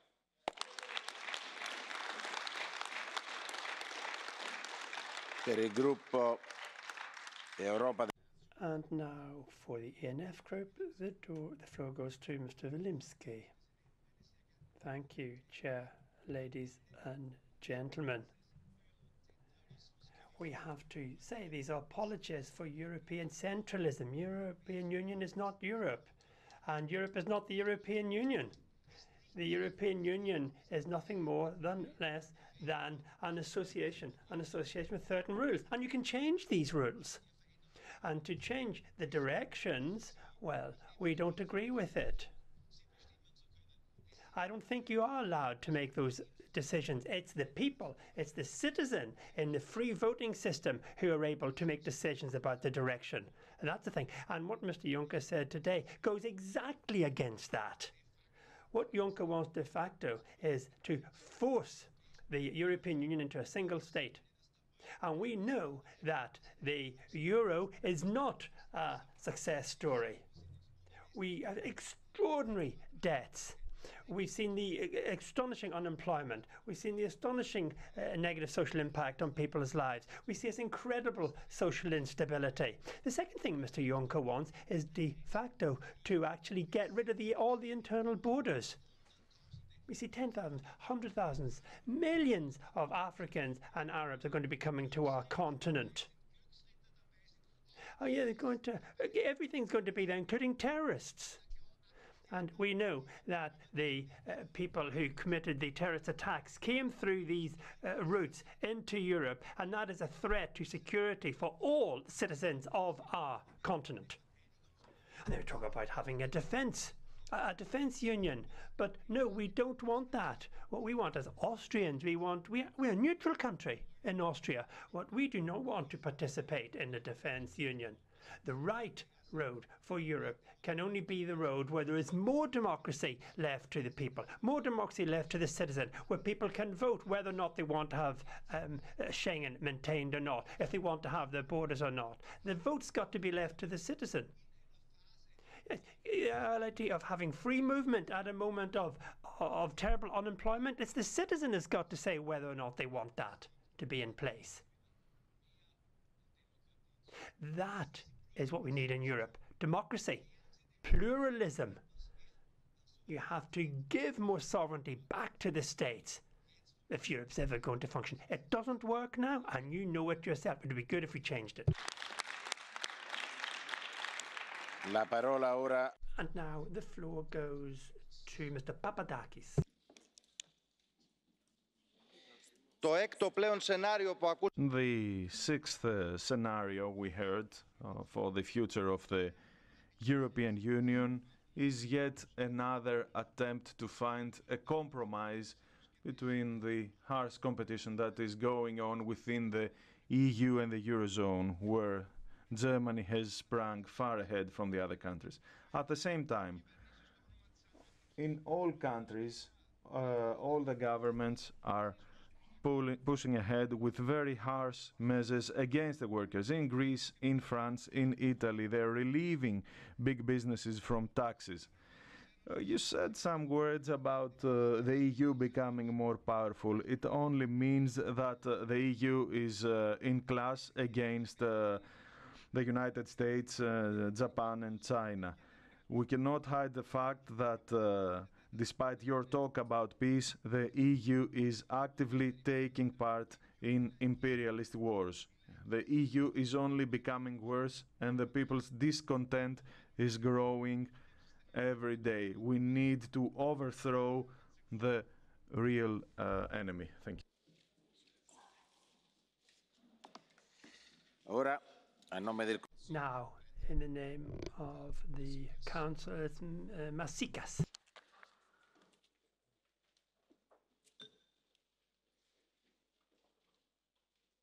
Thank you very much, Mr. President. Speaking not on behalf of the Council cannot have a position on this speech. Speaking on behalf of the Estonian Presidency of the Council, I thank President Juncker for his ambitious, clear, and most importantly, a thoughtful speech. In this moment, with the wind in our sails, we should bear in mind a couple of lessons that the last couple of years have taught us. First, that we who care for our union must have the courage to make the positive case for EU. It's not only a right thing to do, but it also may pay off in elections. Secondly, we should not be afraid of speaking of the cost of non-EU, of the consequences of, so far, thank God, only hypothetical rolling back some advantages of European integration. Thirdly, we must keep looking for issues, initiatives and ways that unite us, and not those that pose the risk of dividing member states. We should look for initiatives that balance things and build bridges. For instance, it is much easier to talk about the EU's social pillar, something that the Estonian presidency will duly take forward, when we simultaneously take real steps in deepening the single market, in particular in the field of services. So not only better paid jobs, but also better access to these jobs. Fourthly, of course, we must keep developing the EU further. But doing this, we must not forget that this time round, in 2017, it is not the institutional setup that is most important. It is important, of course, but reshaping the institutions must go hand in hand with providing concrete benefits, concrete things for our citizens. Our citizens must be at the center of our attention, delivering concrete benefits for the citizens. That's what the guiding principle of the Estonian presidency is. Ladies and gentlemen, for the last several years, we have all been working on building a digital single market. The free movement of data is one of its cornerstones. We need to ensure that European citizens and businesses are able to benefit from data and that we create no new barriers to the single market. As with the EU's other freedoms, free movement does not mean a freedom from rules. Next year, new EU personal data protection rules come into force, and we look forward to starting work on the Commission's new proposal on the free flow of data. Thank you, President Juncker, for this proposal. Member States have repeatedly emphasized that legislation in this area is necessary. The Estonian presidency will move now swiftly, attempting to consolidate Member States' positions on the concrete proposal. As we grow Europe's data economy and enter the era of the Internet of Things, cybersecurity becomes a matter for everyone. We welcome the renewal of the EU cybersecurity strategy proposed by the Commission. Cybersecurity is a challenge that cannot be tackled by any member state on their own. We all need to fulfill our responsibilities by fully implementing existing EU legislation, must deploy all parts of our toolbox, working on the new legislation, engaging with the private sector. The EU also has an important role to play, setting international norms, pursuing cyber criminals, standing up for European values such as freedom and privacy, guiding the development of the global market for secure products and services, and reacting to states that sponsor and support malicious cyber activity. The EU's heads of state and government will address these key issues at the Tallinn Digital Summit, 29th of September. Ladies and gentlemen, I earlier listed some recent lessons for the EU. We have also learned that while strengthening the EU internally is of course key for the health and functioning of the Union itself, at the same time, to be and to appear strong, the EU also needs to remain engaged and open to the outside world. We are a model to a number of countries in our neighbourhood, and we should not forget it. The EU's transformative power is still very much there. The Eastern Partnership Summit in November is an opportunity to reconfirm our commitment to our neighbours' positive transformation. In the field of trade, the EU must perform a tough balancing act. President Juncker laid out very eloquently the elements of it. We of course welcome the message that we can now proceed with the free trade agreements with Australia and New Zealand and to expand the network of liberal trade relations in this globalized world. The Commission has gone a long path with its reflection paper on harnessing globalization and deserves to be commended for that. With regard to the proposals about investments and the multilateral investment court, as presidency, we will make our best efforts to proceed in the best possible way to build a consensus among the member states in a manner that will enable the EU to continue its leading role in trade policy.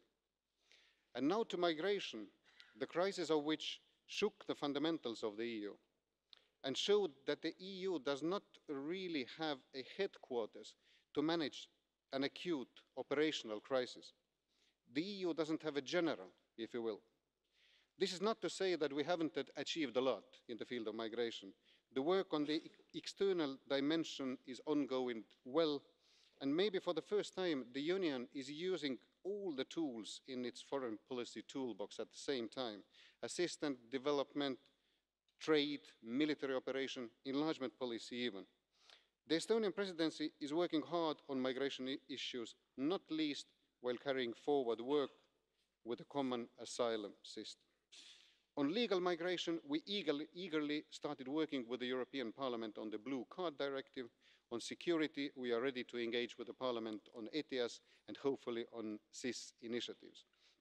And of course, we are confident that an inclusive and ambitious permanent structured cooperation in the field of defence can be launched by the end of this year. Ladies and gentlemen, the speech by President Juncker and the debate we have had so far shows us once more that in our union there is much more of what unites us than what creates tensions. Estonia, a country that was deprived of the advantages of the European integration during its first 40 years, feels that particularly deeply. That is the compass while we act as a member state.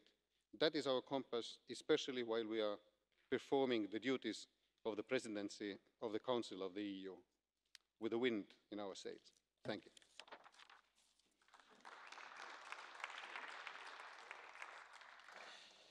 Visti I tempi.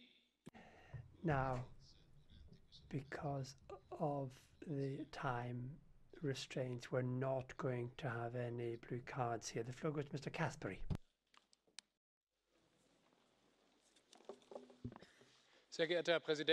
Mr. President, 1 or 2 years ago, the mood here was somber. Commission President Juncker talked about a window of opportunity, and we should seize that opportunity. Manfred Weber talked about people's worries, for instance, about globalization. Give us some weeks to talk to the citizens. What we need to see is quick, transparent negotiations with Australia and New Zealand. We need to we need to reform our trade protection instruments and an instrument against external strategic investment, because we need to be able to protect our industrial base. Secondly, people are worried about jobs, not least Germans, about jobs in the car industry. There's a crisis of trust, but we also, as we take climate action, we need to protect jobs, because we need climate protection, we need cars, and we need jobs. We can't have one and lose the others. And this is what has to permeate our legislative proposals in the coming months. And on the transnational lists, many people think that we're in an ivory tower here in Europe.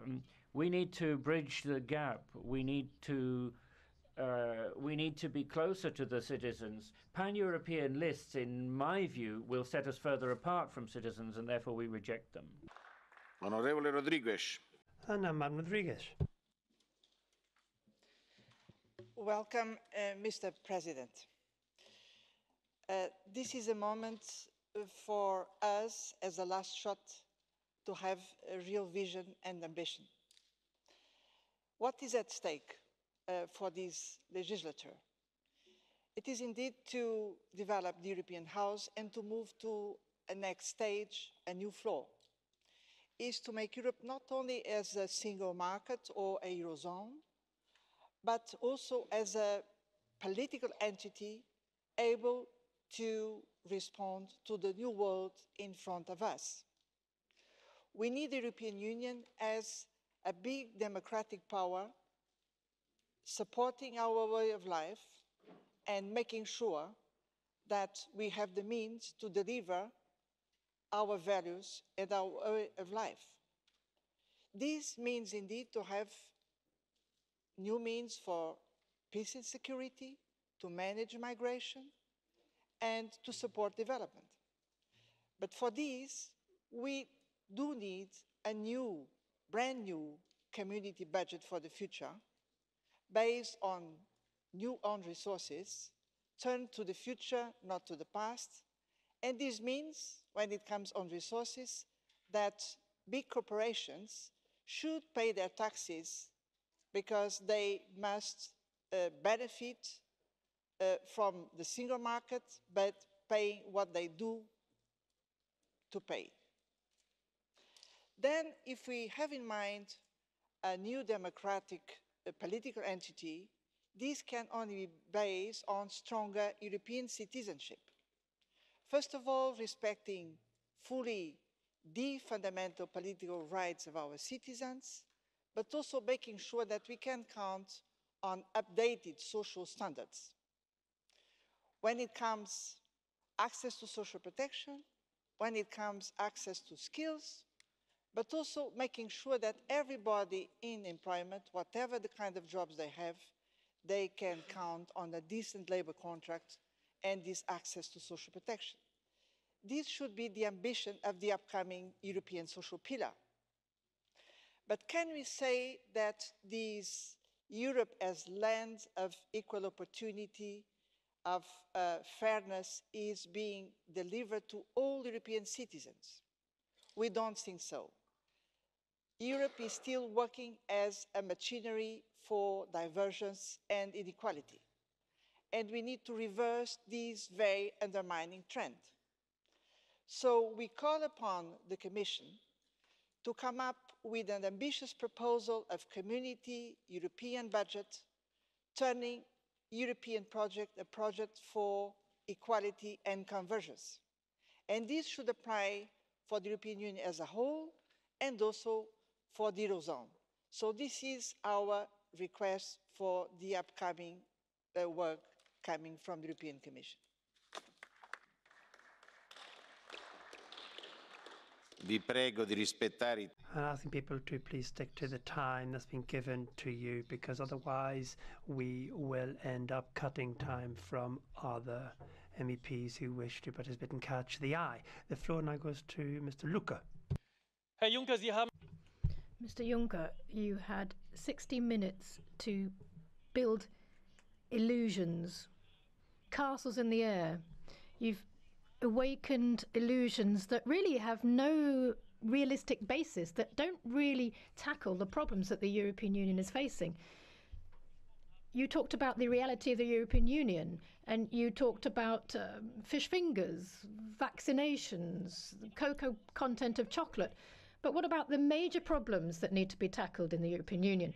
You haven't offered any solutions. You talked about the rule of law, but you didn't talk about the breach of the Maastricht Treaty, that the fiscal pact has been infringed several times, the Dublin Pact, that all of these things have been violated, that monetary state funding is still being carried out.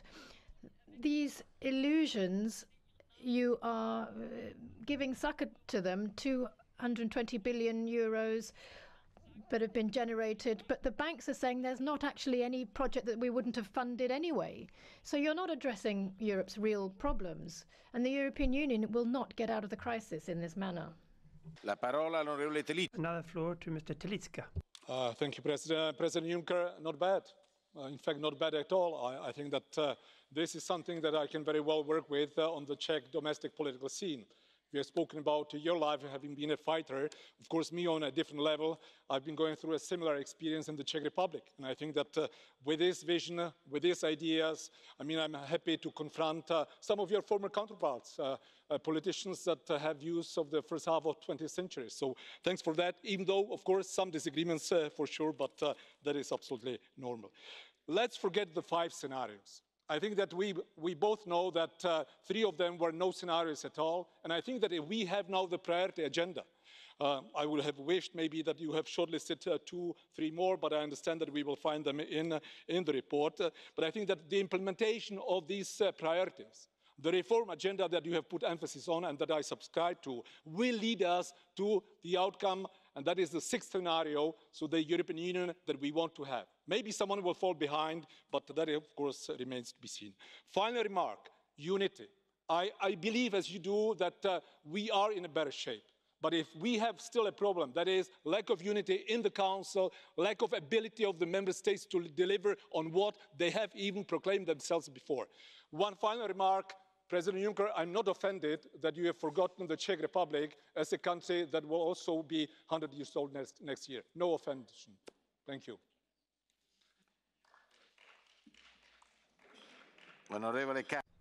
Now, Mr. Kari. Thank you, Chair.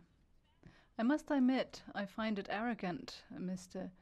President, that you say that things are going in the right direction, because that's not the view of our citizens. They see poverty, they see deterioration of their welfare, they see their salaries under pressure, they see high unemployment, particularly youth unemployment, and they see an EU that doesn't solve their problems but makes their problems worse. They see an EU that does not listen to them, but instead of looking at the real problems, you sit there with the rest of the EU elite in your glass tower saying you want more EU, more power to the EU Commission, a finance minister to control the member states even more in the direction of the Commission, a president over all presidents to make sure we have one union with one president. I find it arrogant towards our citizens and towards our democracy, and honestly I think that this Commission has plenty of powers already. And now the floor to Senor Terry Cabras. President Tajani, Mr. Juncker, I'm going to talk to you today in Spanish. Surprisingly, you didn't mention the situation in Spain with the upcoming Catalonian referendum, because hundreds and thousands of Catalans have been asking for a referendum on autodetermination, just like the Scottish. The Spanish government never wants to speak about this or hear about it. The Catalan government has approved by a majority the law of the referendum, as if it were in fact a crime to have referendum. A court case has been brought against the president of the Catalan Parliament, and also against over 1,000 local civil servants who are working in favour of the referendum. These are unacceptable attacks on freedom of opinion. I'm not asking that you actually fight for independence. The Catalans can do it on their own, but I do ask that you actually require that the Spanish come to an agreement on the referendum. Why does the Commission not intervene in order to defend the freedom of expression in Spain? You do it in other countries, would you not? Thank you very much. And now the floor goes to our colleague Lundgren. Full steam ahead. Thank you. Full steam ahead is what we've heard. It reminds me of the Titanic, that film, that scene where the captain stands on the bridge, looks at the seas, looks at the oceans, and doesn't see an iceberg and says, right, full steam ahead. We all know what the fate of the Titanic was. Now, people in Europe aren't really interested in this kind of vision anyway, in these visions that you've set out, Mr. Juncker. They want tangible solutions to their very tangible problems on a day-to-day basis. But you don't seem to manage to do this. Social dumping is one example. The future of our young people as well. Those are the kinds of things that citizens want responses to, but they have just remained vague visions and dreams. More Europe, more federalisation is what you seem to be pleading for. But really, it's the other side of things that we need to talk about in the next few years.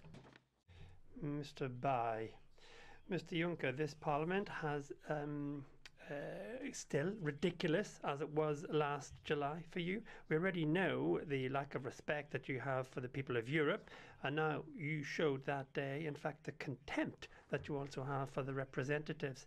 You don't just actually have contempt for the MEPs, but also for the heads of state and government of Hungary, Poland and Slovakia, who stand up against your ideas. Mr. Juncker, you said a moment ago that Europe is an ageing continent. You said you wanted to set up some new roads for extra-European immigration, even though that, in fact, is what caused the profound identity, security, economic and social disorders that we're dealing with. You try to actually distinguish legal immigration, which you want to encourage, from clandestine immigration, which you want to fight, without ever giving yourselves the resources. Now, these two kinds of immigration don't cancel each other out, they accumulate. We have to give hope and confidence to the people of Europe. We have to get their own demographic dynamism. You have to give them the mastery of their own destiny and build a Europe which is built on cooperation. That's our vision. That's against your vision. Yours is federalist, rigid and totalitarian. La parola al... And now the floor goes to Mr. Sonnenborn. Präsidentin. President, colleagues, probably more presidents here than colleagues at the moment, but never mind. In the last 3 years as an MEP, I have achieved a great deal of work. I sent away the Brits, I dethroned Mr. Schulz, and I also ensured that Helmut Kohl was moved somewhere else. And also there's the Polish PIS party.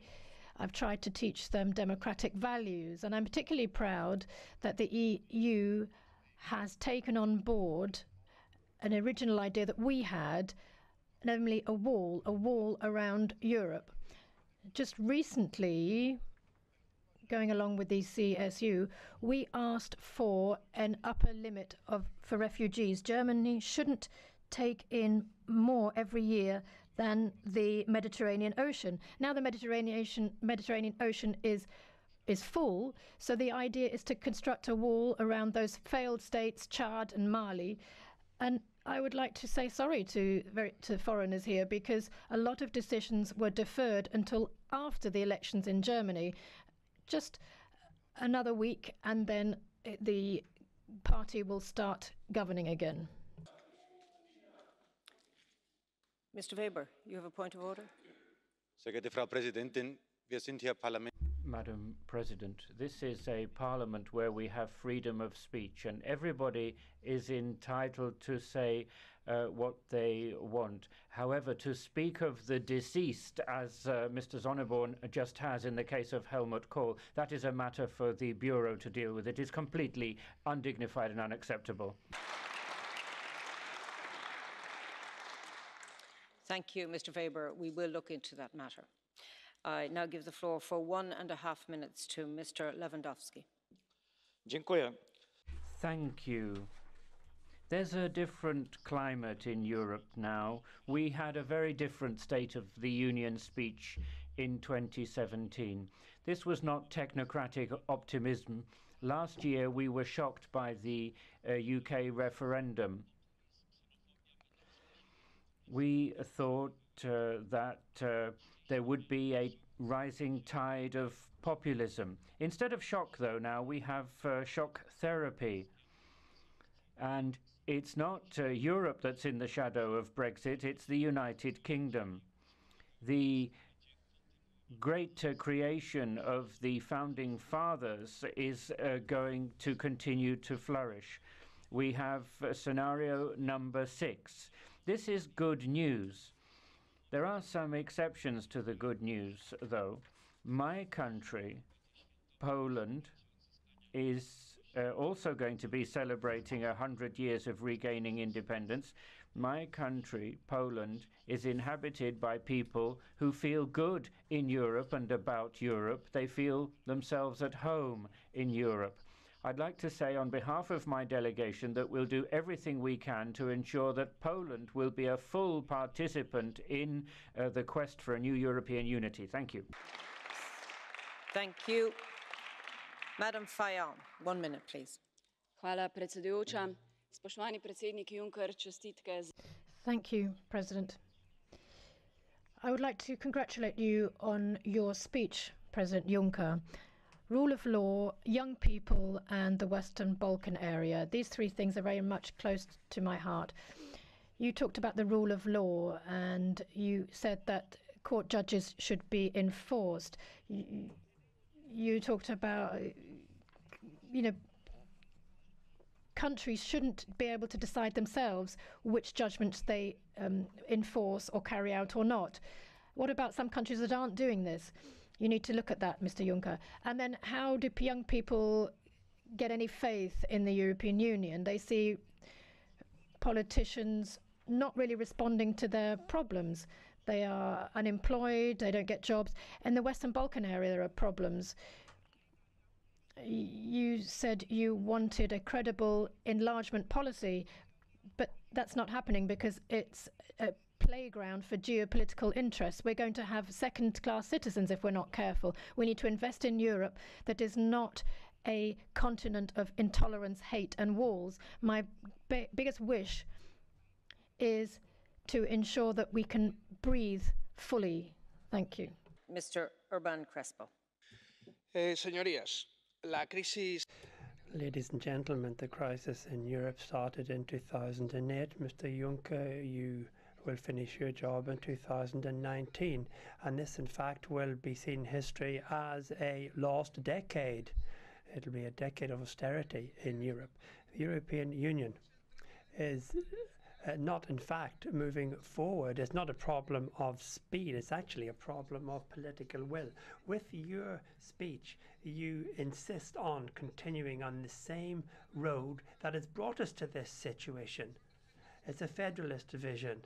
What you're doing is you are creating an anti-democratic machine which in fact leads to blackmail, financial blackmail, in order to impose a neoliberal vision that has already proved it doesn't work and which ends up falling on the shoulders of the European population.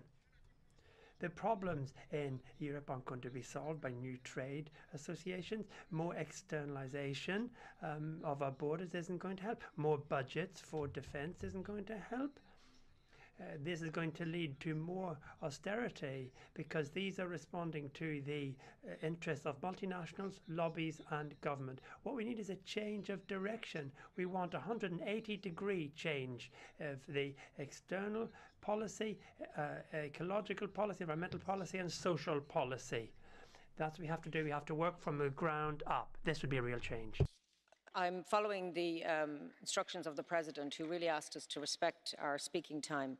1 minute now for Mr. Vallee, please. Sì, grazie, Presidente. Thank you very much, Madam President. Mr. Juncker touched on very important topics: security, immigration, economic aspects. I'd like to focus on economic aspects. The European Stability Mechanism and turning that into a European fund is something that's quite difficult to understand for some people. I think it's quite easy, particularly with regard to what the European Finance Minister has suggested, namely a structure, namely the Troika. It would mean that member states would give money to the ESM and would receive, against that, they would receive reforms. That's the idea, that as a counter they would receive reforms. But I'm not sure that will really work. There's the quantitative easing idea that has also been put forward, but we've got Germany that isn't assuming its responsibilities. It's not accepting true euro bonds or fiscal transfers. So it's all these structural, undemocratic problems that will continue to support intolerance and sufferance, and this is completely unacceptable. Thank you. Mrs. Atkinson, 1 minute. Pleased that you think everything in the EU garden is rosy. There's no mention of the 50,000 jihadis waiting to blow us up that are going through your failed immigration policies. No mention of your failed immigration policies and the marauding migrants breaking into our countries. At least the Eastern European countries have got the right idea. No mention of your failed youth employment schemes. But there is good news. In the UK, we have record employment despite Brexit. We've got record inward investment despite Brexit. Volume of output is the highest in 20 years, despite Brexit. And Bill Gates said that despite Brexit, Britain still can lead in the science and technology institutes. And our order books are the highest in 30 years, despite Brexit. The City of London is still #1, despite Brexit. So sorry to invade your space, Mr. Juncker, but you and the EU and your ideas are really past their sell-by date. Monsieur Prost, 1.5 minutes. Monsieur le Président. Mr. President, all too often we are weak, as in the case of our reaction to the court judgment on Singapore or the failure of multilateralism. The fact is we've now seen a new development in globalization, economic planning by foreign powers, dumping, hostile investment, the acquisition of strategic companies, strict rules on our companies operating abroad, unfair competition and the lack of reciprocity. There was no agreement yesterday in the trialogue on dumping. I don't think this is a failure, because we need to have a clear political message, especially as regards the burden of proof. Europe needs to protect itself without lapsing into protectionism. That's a clear message. Our treaty requires us to be extremely cautious in terms of our legal obligations, hence the uncertainty. The ambitious draft regulation will at least save us walking on our heads. We've lost time, and in reality we're losing jobs, we're losing know-how and technological advancement as a result of a country that's organizing its investments and private and public companies. We're not against foreign investment, but we're against strange investment. We need to make sure that we don't end up with future Apples or iPhones assembled entirely in China. Merci. 1 minute, Mr. Stanishev.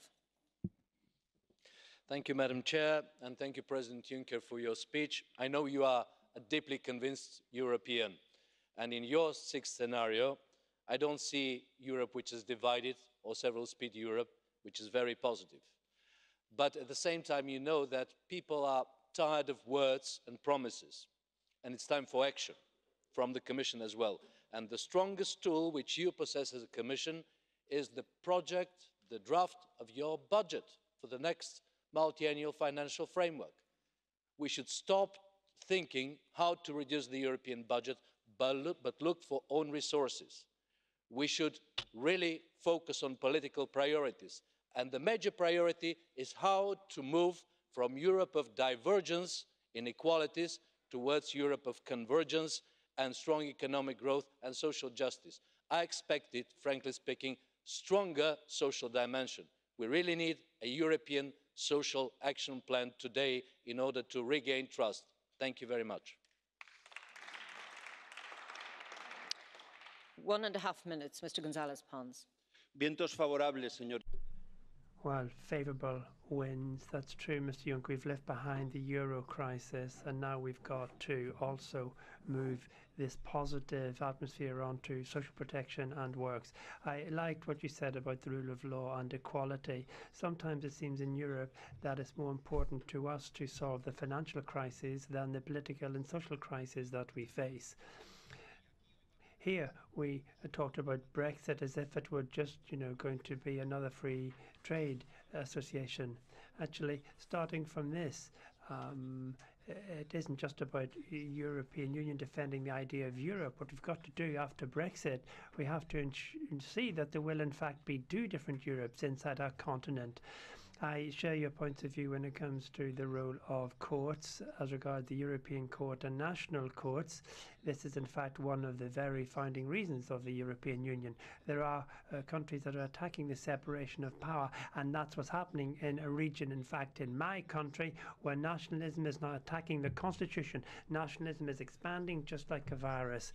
The constitution of each member state is in fact the building blocks of the European Union. The unity of my country is also the unity of the European Union. This is why the European Commission has also got, and I share this, a responsibility to defend the constitutions of all of the member states and to defend the unity of the member states. And the rule of law is born out of the individual rights, but it grows and develops if you follow the law and the courts. Thank you.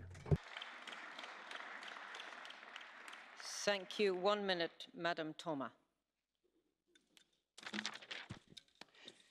Merci, Madame. Monsieur le Président. Thank you very much. I'm very disappointed, I have to say. First of all, your last chance saloon hasn't really worked. You're not giving us a battle plan for the end of the mandate. You're giving us a strange way ahead, a strange route ahead for the future. There are a certain number of priorities that we could go along with: social, tax and public freedom. But these are all words. Moving from words to deeds, as you said this morning, we need a serious budget, and that's my second disappointment. You're saying you want to break out of the straitjacket that exists now, but what about this 20% ceiling? Nothing definite about that. Own resources, nothing about that.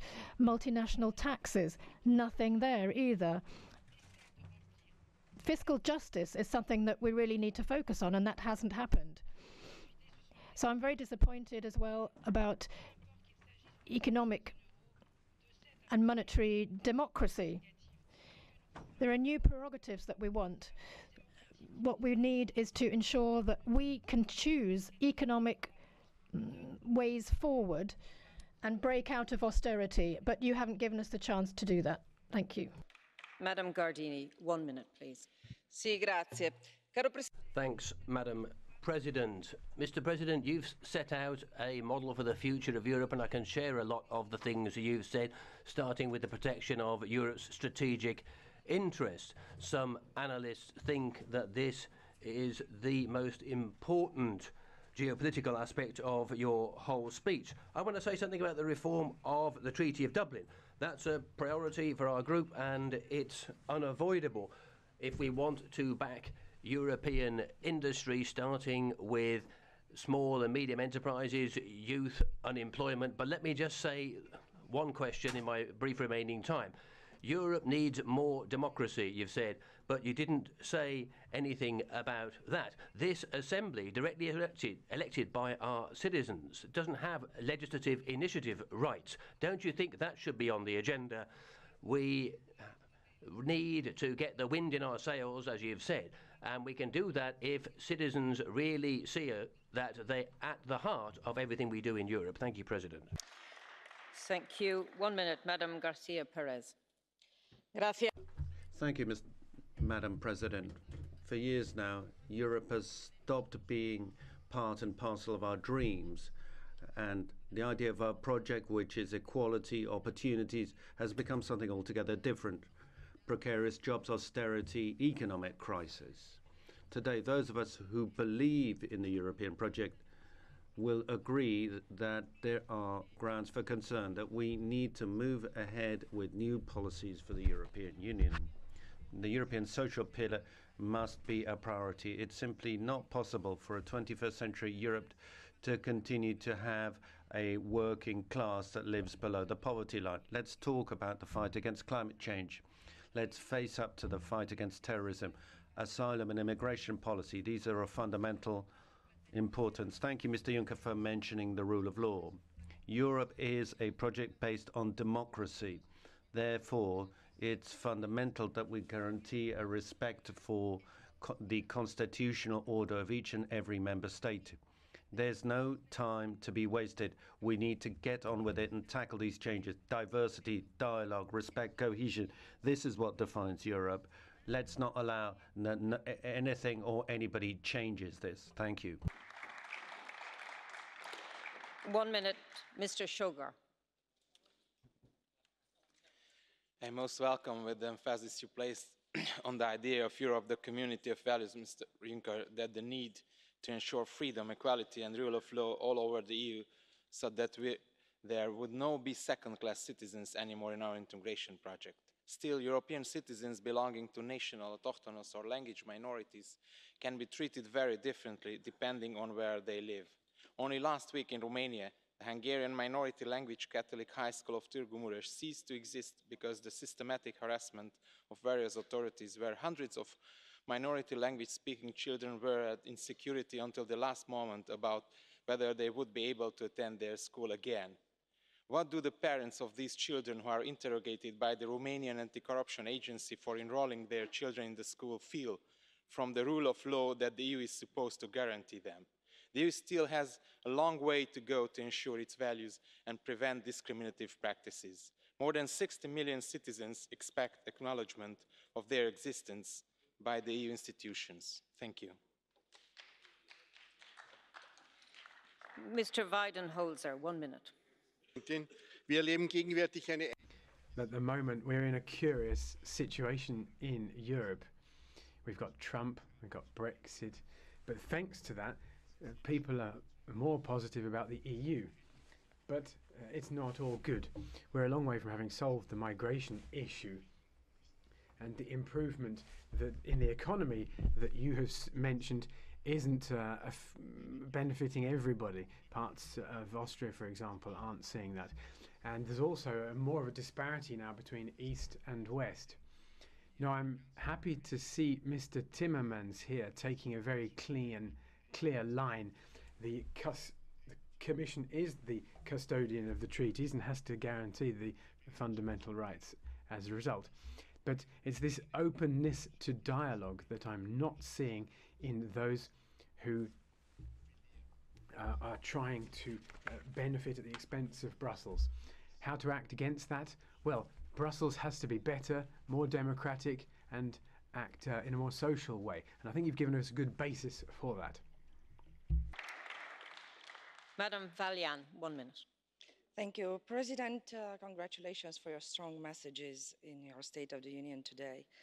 For the first time in years, our citizens show growing faith in the EU and its direction. Their confidence is justified proof that the EU remains where they put their hopes and where they want to live and prosper. For all this, we are obliged to keep our word and deliver on what we have promised. Some will say we need more ambition. I say we need stability, consolidation, and proper implementation of EU policies. We need to defend our values to make sure our citizens can fully benefit from their rights and freedoms, and that the competitiveness of our companies is both defended and supported. Yet, the engine of our internal market is not fairness, but competition, and it has to be a real one. You can't send people home saying, go compete in your own country while we protect our national markets. Because the internal market, it's not the sum of national markets. The State of the Union should also be about how we can offer more Europe for everyone. Thank you. Thank you.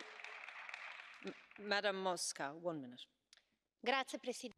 Thank you, Madam President. President Juncker, trade policy is one of the most powerful instruments we have. And although obviously it can't sort out everything, it needs to be continually updated and improved to meet global challenges, which are constantly in flux.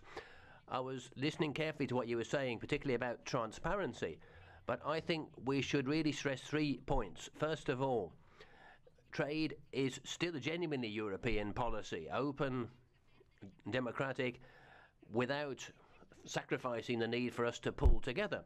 That's why the Union needs to be ever more closely involved in all phases of the process and not simply Parliament's assent at the end of an agreement being reached. Secondly, sustainable development, if the chapters on that are going to be effective, they need to be binding. I'm glad the Commission's done what it's done, but it needs to continue thinking, bring it into real practice and providing sufficient money, and Parliament's willing to help on that. Thirdly, it's vital because opening up in terms of trade is based on fairness and reciprocity, and we can't have these waivers depending on who the partner is. That will threaten our whole economic system. Thank you, Madam President. Mr. Rangel, 1 minute. Madam Vice President, Mr. Juncker, my dear President, first of all, my compliments to you for today's speech. Thank you. I think this gives a new fillip to us. It encourages all of us who love Europe, like Mr. Juncker. Now, there is a challenge which is not one of your immediate concerns, at least not those we heard today. This year, there was a wave of forest fires in Portugal with tragic consequences. There have been floods all over Europe, including recently in Poland, with tragic consequences. Last year, there were earthquakes in Italy. There have also been earthquakes in Greece. And with climate change, there are going to be a lot of these catastrophes. Would it not be time to create a European civil protection force? Now, this, of course, ties in with internal security. Could have missions in the Mediterranean, rescue at sea, this kind of thing. But when this kind of catastrophe supervenes, we should get out there, help national forces to mitigate the consequences of such catastrophes. I think it's high time to create a European civil protection force, and it would be the embryo of what could eventually become a real European army. Thank you. Mr. Bullmann, 1 minute. President Juncker, Sie haben President Juncker,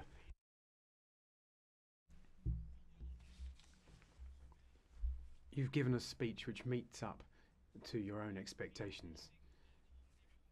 It was sober, and we've heard that the East needs the West, but also vice versa. And I think the same goes for North and South as well.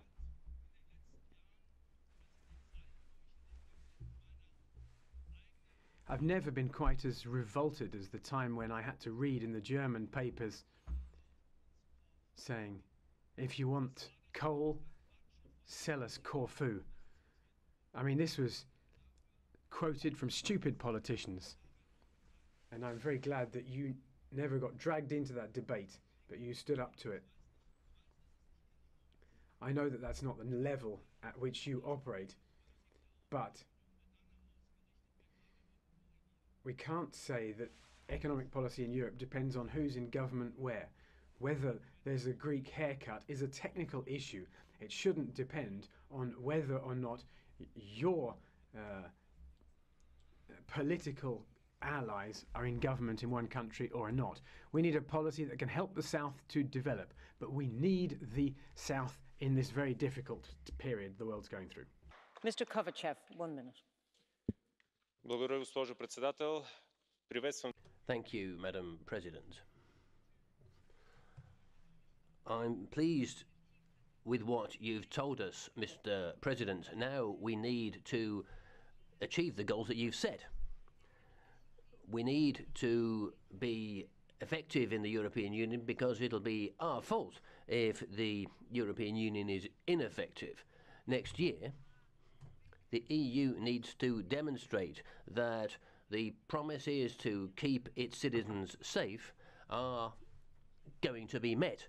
We should focus, therefore, on things like cybersecurity, control of our external borders, and solidarity to be shown with states where there are a large number of migrants entering. I like the idea of a cybersecurity agency, Mr. President. We also need to continue to help Europe recover economically and maintain its social standards and its public health standards. Also, we need to help those sectors where the crisis has hit us hardest, and we shouldn't allow any part of the European Union to be neglected. I'm glad that you're thinking about we not have a two-speed Europe. That's the most important thing. Thank you. Mr. Bostinaru, 1 minute. Thank you, Madam President. Domnule președinte, President Jean-Claude Juncker, I would like to thank you today for the courage, the vision, and the wisdom of your speech, but moreover, for the force to oppose those who favorize the division of Europe and the double standards in the project of Europe with several speeds. On behalf of the Romanian delegation, on behalf of my political group, and on behalf of my country, I share your vision and I commit myself to supporting you. If I analyze your speech, Europe can be an important player in matters of security only if we are united, only if we speak on one voice, and only if there is complete trust among all members. If we look at the cohesion policy, it is fundamental to implement the principle of solidarity and to reduce all disparities. And this is why I would like you to give attention to the continuation of this fundamental instrument of the Union. Union and solidarity means that there are no double standards in cases of enhanced cooperation, that Schengen cannot be refused when there are conditions which are fulfilled, and that the CVM cannot be continued unless it is necessary. And the quality of food is the same for all Europeans. Thank you. Mr. Niedermayer, 1 minute, please. Thank you, Madam. And thank you, Mr. President, for your speech. It is good to remind us about how things have changed since last year. Just to remind all of us, growth is up, unemployment down, employment up, stable financial sector, improved fiscal policy. And this is just economy, you mentioned more. You can say these are just numbers. These are not just numbers. This means that life for people in Europe is better. And this is what people expect from us also. As you know from your past, a good time is exactly the time where people are making a lot of mistakes. And you urge us to not make mistakes in this good time and instead to do many good things. And I agree and I appreciate that. One of the obstacles that I want to stress is still missing trust. Trust among politicians, trust among people, trust among countries. I hope that in next speech you will remind us that this has improved. This is very important. And also at the end of your speech you mentioned that we shouldn't be overcautious. This is exactly the way how to make the mistakes and miss the opportunities. I hope we will not miss them. Thank you very much.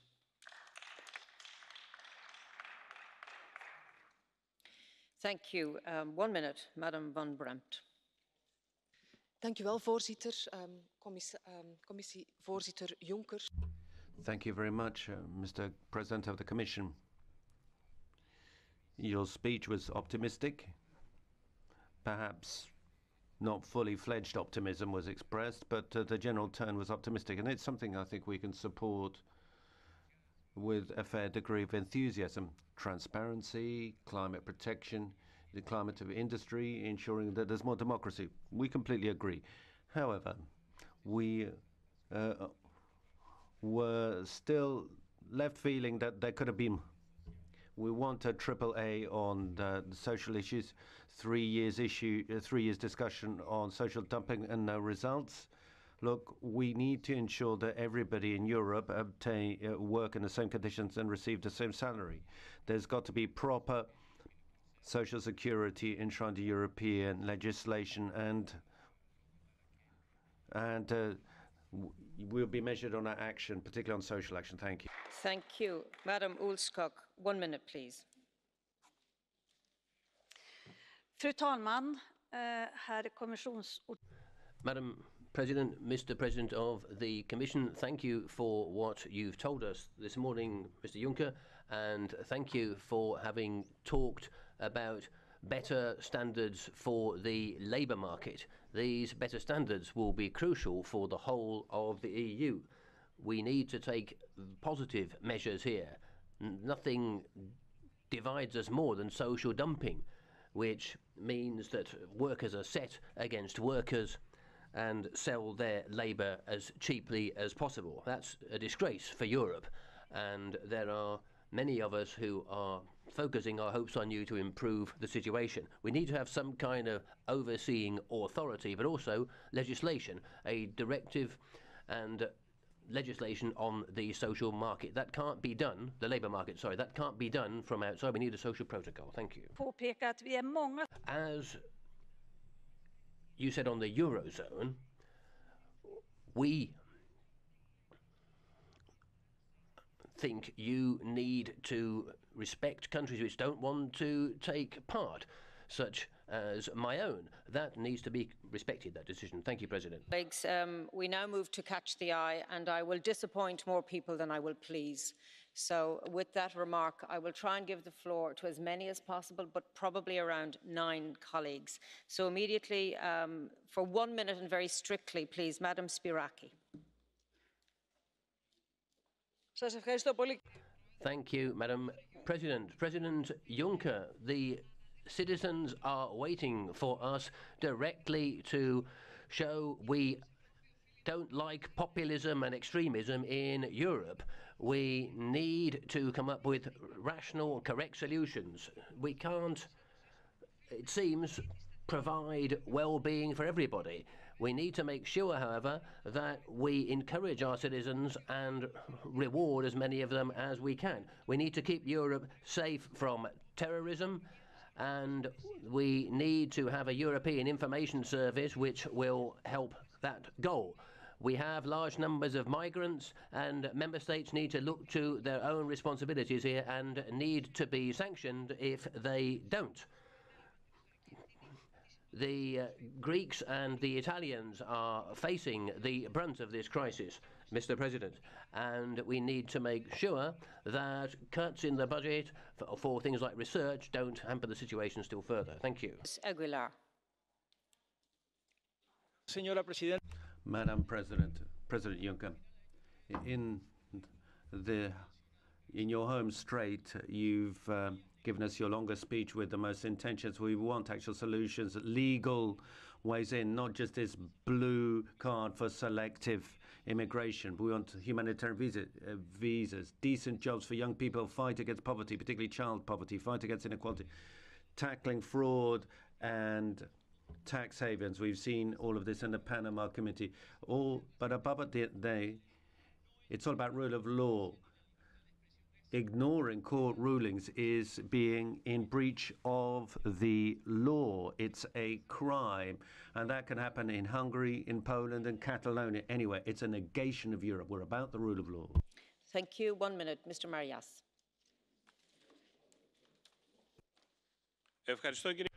Thank you, Madam President. President Juncker, your 5 scenarios for change in the European Union have now put forward a 6th one, where we continue with the same policies, the same institutions and the same balances that existed before. A German-dominated Europe, austerity, and the Stability Pact. It's the anti-democratic Eurozone, the uncontrolled Eurogroup running the European Central Bank. It's bankocracy and a series of people-friendly measures are being brought in. Outsourcing, and we can see Europe's industrial base being undermined and European salaries being reduced.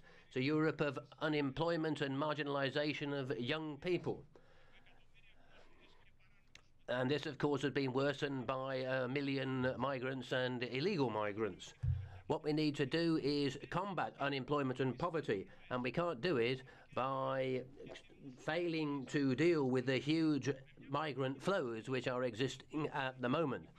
We need to do something to protect the European family. Thank you. Ms. Bilbao Barandica.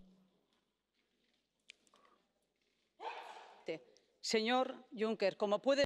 Mr. Juncker, as you can see here, my party, the PNV, organised or celebrated the National Basque Day in 1932, saying Basque Country, Europe. So I like a lot of proposals, but what about women who suffer inequality and violence? We need proper support for plans, and we need to protect and empower people. We want a social Europe that's open, refuge, united against terrorism, more industry, support for the real economy, economic and political capacity, the single energy and digital market. We are victims of the short-termism of member states, democratic values, the rights of everybody, including national minorities that do exist. And as in Catalonia, instead of recognizing that reality, you prefer to just stifle everything without political action and dialogue. We have a European problem. The intergroup on minorities in this Parliament has called for dialogue. Democracy is going to be imposed, but nobody should hinder it either. Nobody should hinder a political solution to this problem. Onorevole Silikiotis. Mr. Silikiotis. Thank you, Mr. President. The Union today needs to remain stable and at the surface of its citizens.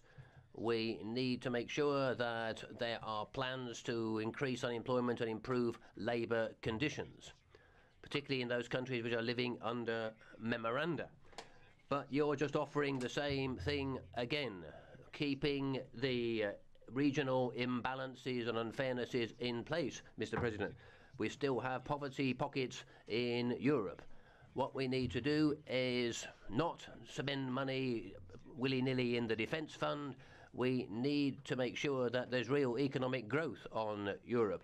We need to make sure that there be some proper way of dealing with the refugees, not simply some agreement put together with Turkey. We in the left want to see a different kind of Europe, getting rid of poverty and inequality. We need more public expenditure. If we are going to create decent jobs, we need a social Europe, a Europe of solidarity and peace. We need a Europe in the interest of its citizens. Thank you. Ms. Lunacek. Danke. Herr Kommissionspräsident. President of the Commission, the Greens' slogan about EU is remain critical, but remain. We want an environmentally sustainable union so that citizens can believe in it again.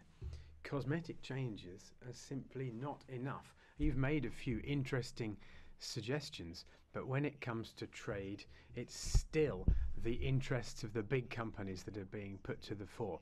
The balance is not as it should be in a democracy. What we want, what we need, are fair trade agreements. Otherwise, there's no point in talking about why refugees flee their homes. What you said about the rule of law was good to hear. And I also was pleased to hear you say that you, together with the European Parliament, will be looking at the funding of European parties and foundations, and to change that funding so that right-wing extremists can't fill their coffers in order to knock back the European principles. But it's not enough to describe the State of the Union. We have to change the imbalance and make the EU credible again for all EU citizens. Ms. Morvai. Thank you very much. Mr. Juncker, in your position, I think it's a very good idea to watch television every now and then. If you do so these days, you can see really good news from Syria and from Iraq. The wars are almost over. Rebuilding has begun. Refugees are returning home. Don't you think, and please answer this question, don't you think that it's high time to fundamentally reconsider the relocation and resettlement quota idea of the European Union? Stop bashing Hungary, stop preaching us about solidarity, and talk about solidarity to those strong, healthy, young Syrian and other men who should go home and rebuild their countries. That is solidarity with those nations. Thank you very much. Onorevole Christoforu. Mr. Christoforu. Thank you, President. I welcome the speech of the President of the Commission, and I'm particularly pleased that he focused on the core values of the European Union. We need to look at freedom, the rule of law and equality, Mr. President. That is what Europe is based on, and that's what the basis for a strong Europe, giving well-being to its citizens. And we shouldn't have agreements with countries like Turkey who don't share our European values. European citizens should feel proud when they take part in the freedoms which Europe has given them. And Don't forget, we couldn't deal with countries which don't simply fail to respect human rights at home, but have seized territory in my own country. It's important that we remember this and don't simply allow the customs union to continue in the way that it is at the moment. We have values in Europe and we need to protect them together, Mr. President. Thank you. Costa. Ms. Costa. Presidente Juncker, grazie. Thank you, Mr. President. President Juncker, thank you for what you've said and your genuinely European vision. It's something which could put the wind in the sails of Europe again and help young citizens, particularly young British citizens who are going to be suffering the impact of Brexit, when we need to look at sustainable development, defence, foreign policy, more justice. We can play a role in the world, and that can only be guaranteed by more Europe, free, fair, united also in terms of the priorities that it has and the values which it shares. If we're going to do that, we need to have a cultural and educational dimension of the European project. They need to be leading elements on. 30 years on from the beginning of Erasmus, let me ask you whether we can't think about doubling the number of young people who are eligible. That's still only 5% of young Europeans. That would, of course, require a doubling of its budget. The European Cultural Heritage Year, which you mentioned, that's going to begin in Milan in December, along with our new cultural diplomacy. Ms. Mogherini and Commissioner Navracsics are behind that. That's a tremendous opportunity for us to share and disseminate our values and promote intercultural dialogue and developing Europe's social cohesion, creating quality jobs. Thank you very much. Mr. Smecker. Dank u, voorzitter. Thank you, Mr. President. Mr. Juncker. Well, we keep on talking about a democratic Europe, about recovering the hearts and minds of our citizens, the trust of citizens. And the fact of the matter is, MEPs, we are close to our citizens. After all, that's how democracy begins and works. And I have to say that I agree with what the Catalan colleague said last week. Hundreds of thousands of Catalans filled the streets of Barcelona with colour. And I think we need to develop their European future. We've got to do that democratically, and we know full well that the problems between Barcelona and Madrid have gone to court, and that civil servants have been given orders to boycott the referendum. There has been intimidation in the media and elsewhere. You're aware of that, and as a Fleming, we can't accept that. We want a Europe of citizens, and we want for democracy to flourish and be respected. Mr. Hundis, last speaker in Catch the Eye. Thank you, President. President Juncker, the situation in Europe isn't really as you described it. Workers look at the union as something which is reducing their wages and rights. Pensioners see nothing but further cuts in their pensions. Unemployed people see the carrot plus in terms of investment, but the stick of the weakening of legal protection and threat of job losses. Your comments and what Mr. Macron said recently show that you're violating democracy, particularly in my own country. You're ignoring the wishes of the Greek people expressed in 2015, and your commissioner has said that the Greeks trying to end austerity in their own country as a scandal. This is simply not fair. We need to work together in terms of the industry and the environment, but we need a Europe of peace, not simply a Europe of war and aggression. Thank you. Bene, grazie a tutti. Thanks very much to all members who took part in the debate. I now turn to Jean-Claude Juncker, President of the Commission, to reply to the comments which have been made. Jean-Claude, go ahead. Monsieur le Président, Mesdames, President, ladies and gentlemen, colleagues. I spoke, I believe, for more than an hour.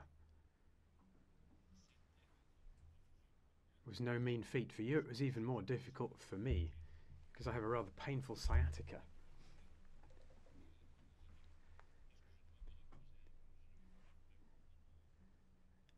I have to rest up, I'm afraid, so I won't be able to answer you in great detail. But what I will say is as follows.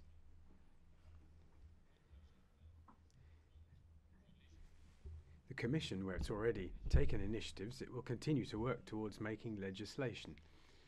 For example, on social issues, the Council and the Parliament have seen a whole range of initiatives submitted to them. And I don't need to list them here because those texts have been forwarded to you. So it's not the Commission, if you like, that is responsible for the seconding of workers directives not having been reviewed yet.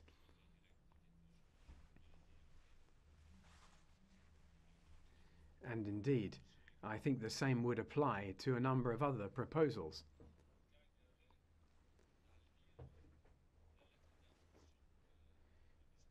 You would do well to read the letter of intention that Mr. Timmermans and I sent to the Parliament's President. Over a number of pages, we describe in detail the Commission's intentions. And we would like to involve the Parliament and the Council very closely in the work that will be done between now and the 24th of October, and after that, that being the date when the work programme for the Commission is adopted. And I hope that we'll be able to work together harmoniously. And I hope that we'll wrap up the year with a joint declaration on the work programme of the three presidents of the three institutions, and I apologise for having to leave now.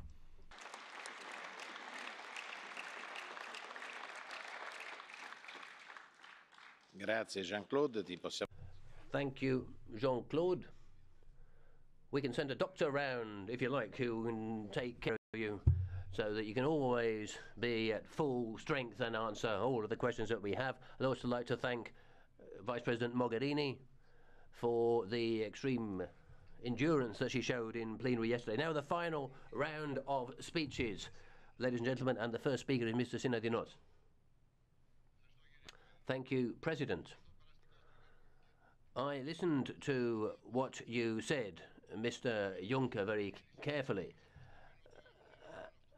And it sounded as if you were promising paradise to us in Europe. But if you look at what the present European Commission has done, is produce unemployment, poverty, migration, and it's failed to address any of these problems, as well as the possible entry of Islamist terrorists into Europe.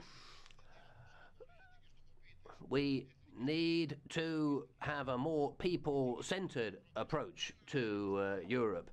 People are not happy with the way things are going, and we're fed up with the disastrous results of your globalised policies.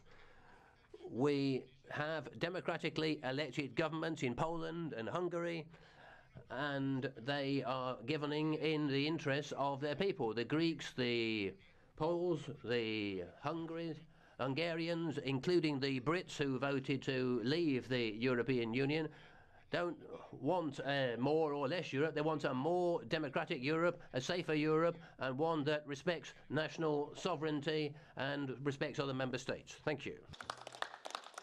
Onorevole de Graaf. Mr. de Graaf. Voorzitter, wie zegt dat het beter gaat met...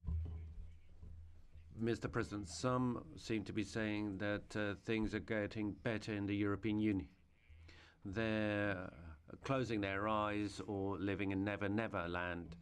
Islamist countries are sending large numbers of people to our shores, and every day men or women and children are raped by immigrants in our cities by immigrants of Islamic origin. There's no safety or security in the European Union, and this Parliament is full of bleeding hearts.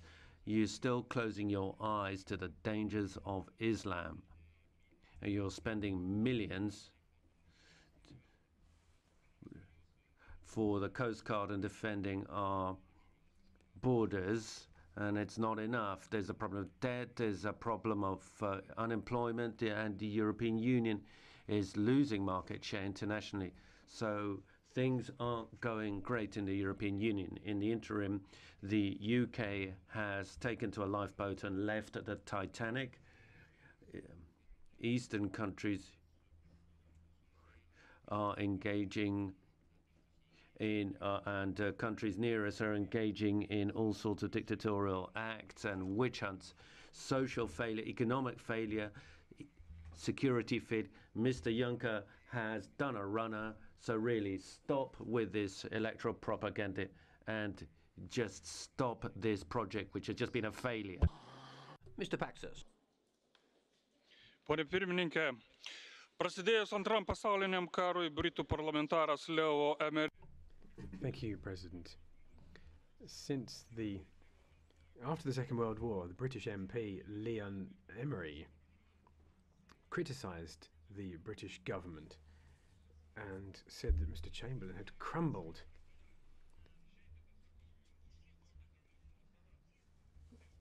Now, you have spent far too long here. Go. Get out, he said to Chamberlain. I don't want to say the same thing to Mr. Juncker, but I would just remind him of it.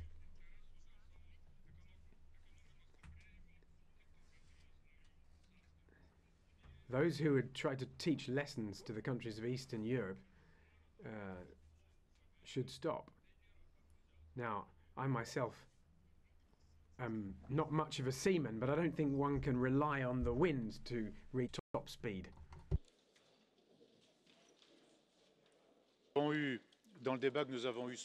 Mr. Le Yarrick, in today's debate, President, we didn't hear any self-criticism about the impact of austerity policies imposed on ordinary people.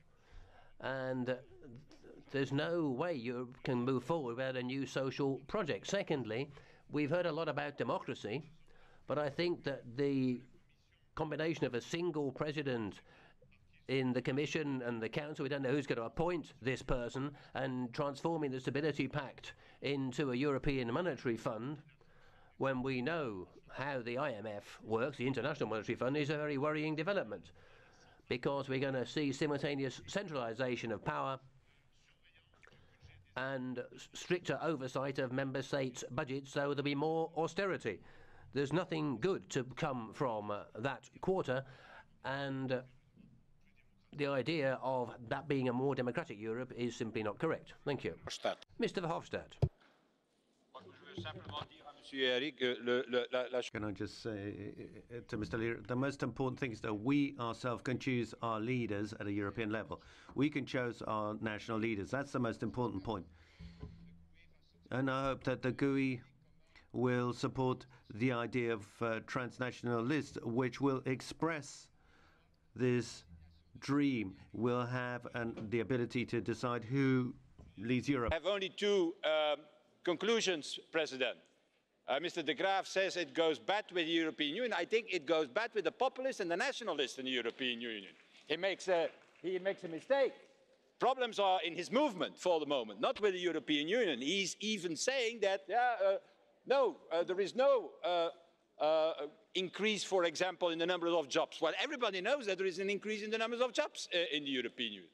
And my second conclusion, Mr. Timmermans, is that hopefully you have seen here in the center of this House a broad support for the programme, ambitious programme that Mr. Juncker has presented. And you have to take that on board and use that as a tool towards our member states and to the Council, so that from their side there will be also the same ambitious and support for that ambitious programme. Thank you. Onorevole Legutko. Mr. Legutko. Nie ukrywam, że jestem Well, I won't hide the fact that I'm a little bit surprised that President Juncker didn't say much in terms of the conclusions to be drawn from Brexit. I mean, I think that Brexit is a great loss to the Union. And if I did think that, I would expect the President to tell us what he'd done to balance out Brexit. On the other hand, he didn't say that it's good and it's a success. I don't think it's a success. I think it's a failure. Now, Mr. Juncker has said he's suggested a number of scenarios and that there's been a discussion and a debate. What debate? A debate is when you don't know the end conclusion, but we already have a conclusion. Now we've got a fait accompli. These conclusions are just more of the same old, same old. More Europe, more Europe. Is that a solution? Are we really being treated seriously when you tell us that? Is this really a debate? A debate means putting forward arguments and replying to arguments. Just recall the expressions used to describe those who are of a different point of view today. We heard idiots, viruses. We heard extremists. We even heard them being accused of taking money for their views. Is that a discussion? If it carries on like that, we all know where we're going to end up.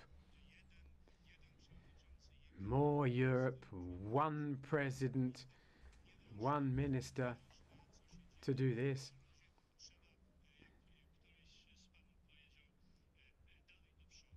Everyone's been saying, let's keep going forwards. No, let's not keep going forwards. Let's look at what's happening. Somebody's quite rightly said that it's not true.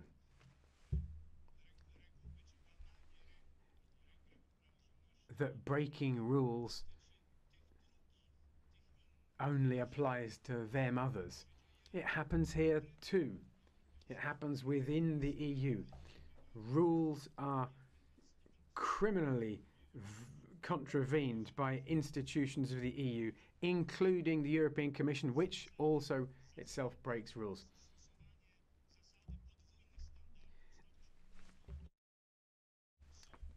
People are also addicted to double standards here. There are parties and institutions that are allowed to do whatever they like and get away with it scot-free. And then there are the weaker players in this game who aren't allowed to do much at all. Let's clean up put our own house in order first. Let's begin with a renovation. So the Commission, let's begin by getting the Commission's house in order. And then we can start thinking of building wonderful other institutions. But let's first of all cure the illness that is raging in the European institutions at the moment. And as quickly as possible, please. Visto che questo è un dibattito di...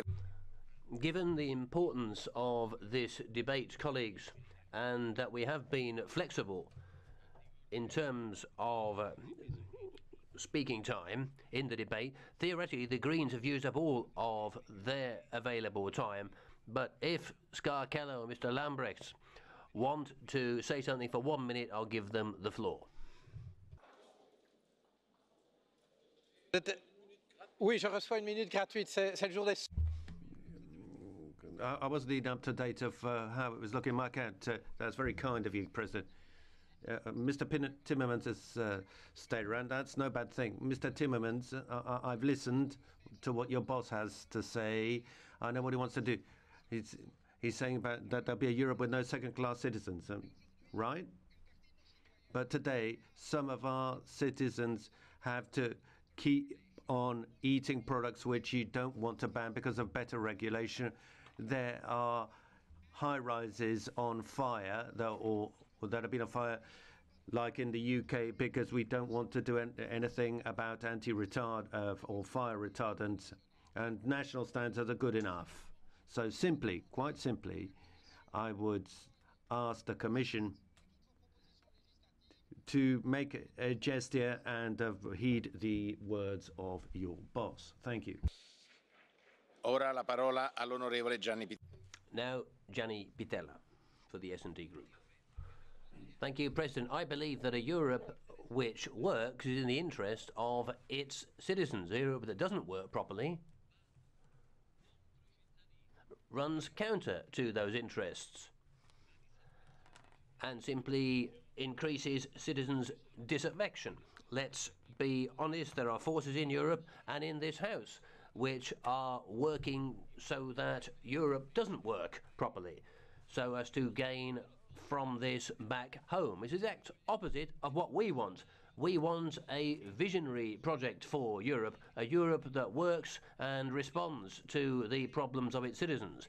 We want a parliament that has legislative powers. Please, what kind of parliament in the world doesn't have the possibility of proposing legislation? There's no parliament in the world like this, apart from the European Parliament. That would help citizens, that would help democracy, if that were to be the case. Secondly, transnational agreements. I am happy to work with the EPP as far as transnational lists are concerned. It's a new form of European democracy. A president of the Commission directly elected by the citizens and the president of the Council, the same two-hat principle. That's a good idea in this case, but without being voted on by the people, we have to be careful. The people's participation needs to be guaranteed. A kind of European federal system in terms of the economy, a European federal bank, all of this needs to be hedged about with European culture, because European culture is what holds Europe together. It's a dream, it's something we want, but also a political program. For us, it's the utopia, but a possible utopia. Thank you. Mr. Weber. So, dear colleagues, ladies and gentlemen,